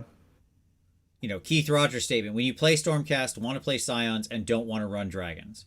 Yeah, I'm sorry that you just basically don't get any battle tactics then. Great point, Keith. Out of the book. Yeah. Yeah. right? Yeah. Like this is so wildly imbalanced, and this is the problem. Yeah. Particularly if there's anything that plays with battle tactics beyond what we've seen. Spoilers for next week, or a prelude to next week. That could be very dangerous in terms of amplifying inequity. Yeah. So yes. Now, Yeah, man. Yeah. I want to say here, I totally like Obsidian Crane and I haven't been on exactly the same page, but I completely agree with the point he just made, which is this is the problem with them doing these haphazard things, like, you know, across things instead of getting it all designed at the start, having a firm concept of like, what are the guardrails in these things? What are we doing? How many do we have? How many, like, what kinds of things should they be? Right. And just doing it all at once, setting it up at the start, and then going, right? But because they just rolled. And like some of these were designed under early 3.0, some of these were designed under different GHBs with different assumptions about how easy they are, right? Like there's all sorts of different underlying issues here. Yeah, I'd love to hear more from. I'm going to reach out to some TOs because, like I told you, Vince, I expect most GTs, 40 players or more, will run faction battle tactics, and I'm certainly not convinced that's a good idea. I mean, I think number one, it will be done because I think by a number of TOs because that's how the game is designed to be played. Like, them's the rules. Yeah. This is the game we're playing. I'm playing the game how it's supposed to be played. Therefore, I'm running these things. But I'm not. Yeah, I'm still not clear on what they're adding as opposed to just doing the GHB. You know, one of the other problems here is this will be really difficult to suss out of the data, to regress out of the data and understand where it's having an effect. It's just there, hidden underneath, right? It's this lurker in the depths that's just like causing problems, but being very hard to then disambiguate it from the rest of the data to know what part of the game it's affecting. Do you understand what I'm saying? Try to say it differently. Okay. Like, it's causing changes to the system. It is affecting the environment for all the reasons we just talked about. It's making some armies perform better, some armies become harder, right? But it's going to be very hard to suss out that it's the battle tactics doing that, to establish a chain of causation. To even establish correlation is going to be tough because you have the skill of the player, like you have all the normal stuff, the skill of the player, the battle plans that were used, the nature of the tournament, the armies that were there, like all the normal problems exist for reverse engineering data, right? Yeah. But then even if you pull out like what people completed as far as battle tactics go, it's going to be really hard to ever make that leap from correlation to causation of like, this is the challenge because it's so hidden underneath the surface. Yeah. Okay. That makes sense. Do you know? Well, I would guess that Games Workshop has data on this. Do you know if the Honest Wargamer, that's T Sports Stats Network? I mean, I could just reach out to Rob, Ziggy, and ask them. But if they actually have data publicly about this, maybe somebody knows, and I just haven't seen it. They do. They have battle tactic data. Yeah. I don't know about Army battle tactic. I know they have battle tactic data. Yeah, I kind of wish that. I feel like I don't know. There's some potential that my priors are wrong on this stuff. Right at the top, you said that. You gave the 4, little north of 4 out of 5. To what degree is that actually true? I mean, it feels true, particularly again. Sure. But yeah, I don't know. I'd be curious to see what the data says. Yeah, to what degree. One of the things that occurred to me. Let's go here to outcome. There are real winners and losers in the Army battle tactics. Agree? Sure. Okay. These may become quite important in the new season, new battle tactics dependent, right? Like, again, come back next week and we'll see. Most of these books have too many, and that creates a problem in and of itself, because it's clear to me that when they're forced to design 6, they just miss the mark. Yeah. It is too much. To go back to the fundamentals of this, there is only so much design space that they can explore with these. And we went through all of these. Look how many times we said, this is a variation on eye for an eye. This is kill a unit standing near a thing. This is pick a hero or monster and kill the hero or monster. Right? Yep. Like, there are just fundamental concepts you're playing with in this game. Yeah? Mm-hmm. And they're just, this actually isn't a very deep well. And you can probably design, this is ultimately why, like, I'm sorry to keep going back to the fundamentals, but here we go. Mm. Like, there's probably 6 to 8 good battle tactics you can design in any given season. Variations on themes. Right? The guy standing near the thing, kill the thing, all this stuff, right? But I don't think there's 100 variations on these you can design in one season that are all good. I just don't. And this little journey proved it to me. Like, I can make 10 different variations of kill the unit standing near the thing. Right? So, fine. Okay. Right? Or kill the specific type of unit. Or whatever. Yeah. Mm-hmm. But when it's clear to me that when they have to make 6, they just run out of design space almost immediately. Like, that runway is so short. Sure. Right? If they had limited it to 3 or 1, like you had one army battle tactic, like you often now are getting one army heroic action, or one army unique enhancement, right? Or one army monstrous rampage or something, right? Effectively. Then cool. Like, we probably could have nailed some good design and lived in the space where they all look like corn. Mm. And it kind of all clicked for me when I did the corn near the end of the presentation when I was putting it together, because I was like, huh. It really stood out to me, yeah, as well. Yeah, there's only going 3 through of it. these. They're all in theme. They're all on flavor. They all have some fail states and interactivity, but they're all doable. Right. Okay. Just kind of, you often just feel elegance, like Yeah. kind of subconsciously when you see something, and yeah, it really hits the mark. 100%. Right? And I think 6 is just too many. It's just too much space. Right? Because once they start trying to push out, they really quickly drift into easy and hard. Right? Yeah, that resonates. Let me reverse this again. Let's go back here. Okay?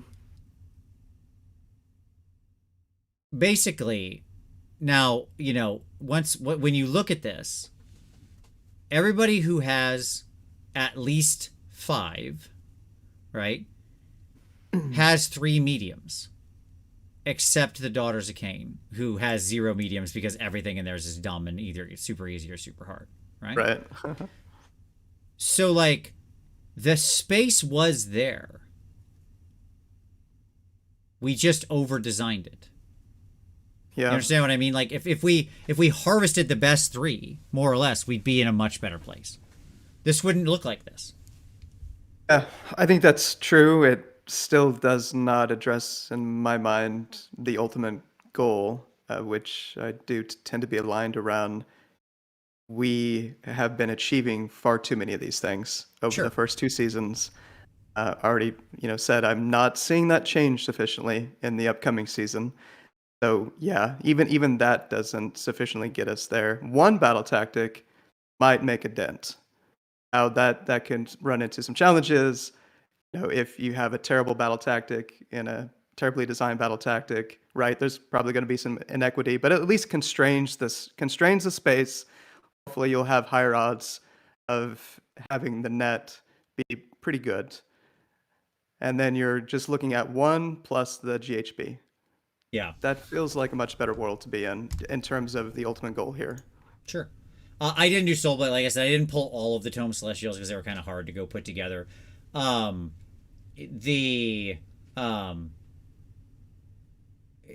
like, but again, Soulblight's one of those ones. They have 3, which is they're like, one of them's probably medium. 2 of them are probably hard, honestly, or drifting toward it. So, Soulblight doesn't have the best road here either, honestly. So, yeah. I mean, this As is I'm this saying is that, it, folks. This is the thing. yeah, This is what I've would been be. rallying against. Would you think about a GT that says in your list building submission, pick one battle tactic? You can use that at the tournament. I don't think it solves the problem because Doc's going to pick their easy one. All the people with easy still pick their easies, and then everybody else is I'm still not trying to screwed. solve the problem. I'm just trying to improve the situation. Does I'm not that? sure it improves the situation. Is my point. That's what I'm saying. Like, Mm, because most of the time you like, would it be better? Sure, but everybody's just going to pick their easy one. yeah. That's it. That we just fall to the lowest. They were already doing that, Tyler. Like the one they were trying to complete at most points in most games would be the easiest one anyways. Yeah. And that's a pretty knowable thing. Right? Yeah. Interesting. All right. Yeah. Like if you're asking me how as a TO do you respond to this information we've presented where this is a real problem in my mind? Sure. How do we fix it? I will give you two answers. Okay. The first one is you just don't allow these in your tournament. That's it. Yeah. Just say book battle tactics aren't allowed next. Okay. So, I mean, I feel pretty strongly that tournaments that are making that call are going to not only be the exception, but that they'll take quite a bit of grief from Right. a lot of players with that decision. I mean, we made that call. For example, right? We made that call at Vault Wars. Now, but we were certainly the exception, not the rule. Yeah, I understand. Tournaments last year, yeah. Look, peer pressure is And- a hell of a thing. Okay. Not, I mean, there were. It wasn't it wasn't much of an issue, but there were players who were surprised by that decision, and for various reasons. Wait, I mean, fair enough, right? I thought it was the right call at the time. I'm less confident it's the right call now, not because I'm still not convinced. I think we made a pretty compelling case that these things are not doing us any favors, not helping the situation. Yeah, I mean, my answer is just like I think it's bad and it's bad design, and you can say they're not allowed as the TO, so you should do so. It's more or less that simple, right? I understand that's not the tide or whatever, but Sure. I've always been a tall poppy. I don't know what to tell you, man. If you're a TO, So, be an individual, so that's one. Did you have something else in mind? Or was Make that them it? worth less points. Like, again, Doc is still going to laugh all the way to the bank, scoring their twos. But at least you're doing something. You're pushing in the right direction. Make the book battle tactics worth only 1 point. Or worth less in some kind of scoring matrix or whatever, right? Like, your book battle tactic doesn't actually count toward, your however, whatever the victory points in the game is translating through to your scoring matrix. Make them worth nothing or less in that. Something like that, right? Like, all of those different steps can happen in whatever way you want. Like, I don't care where you drop the hammer on the less. You know what I mean? In the chain of events. But de-incentivize them. Like classic economic incentives, right? Make them worth less, and hence people are less attracted to them.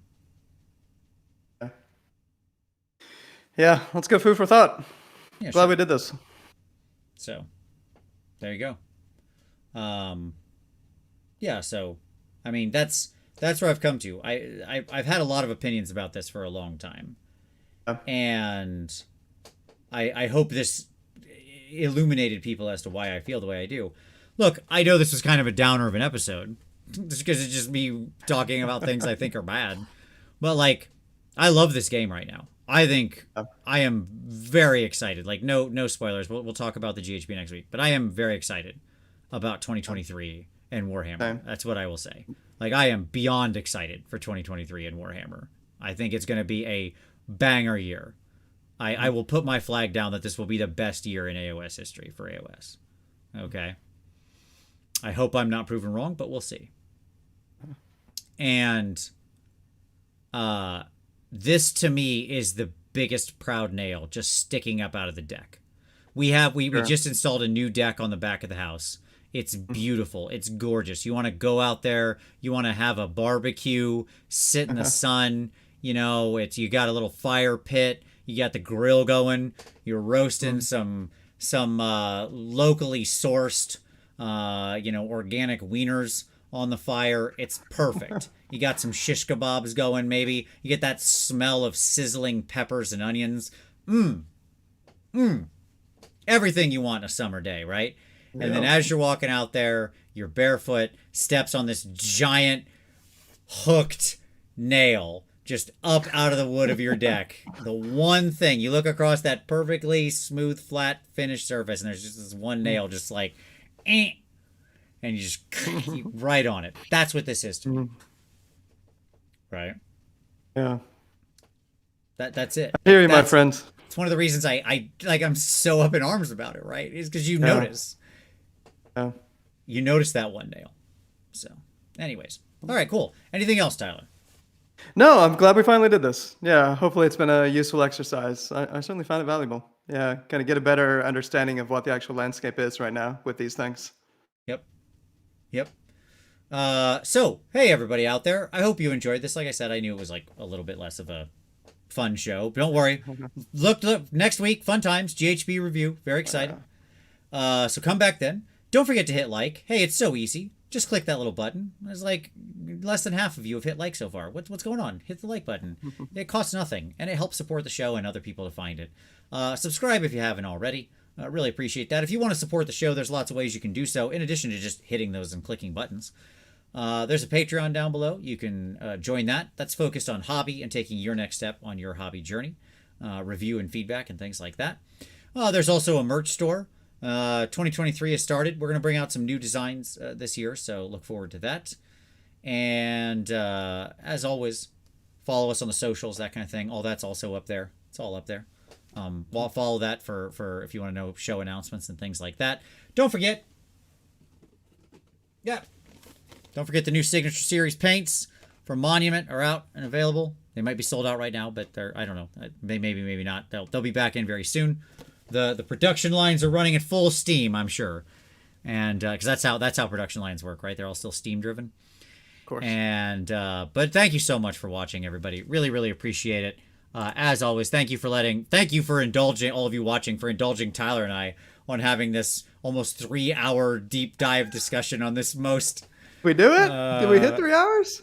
Not quite, but we're pretty close on this most this most detailed of subjects. So thank you for sticking with it. For all of you out there, we really appreciate it. Welcome to 2023. More fun for the rest of the year. As always, we'll see you next Wednesday.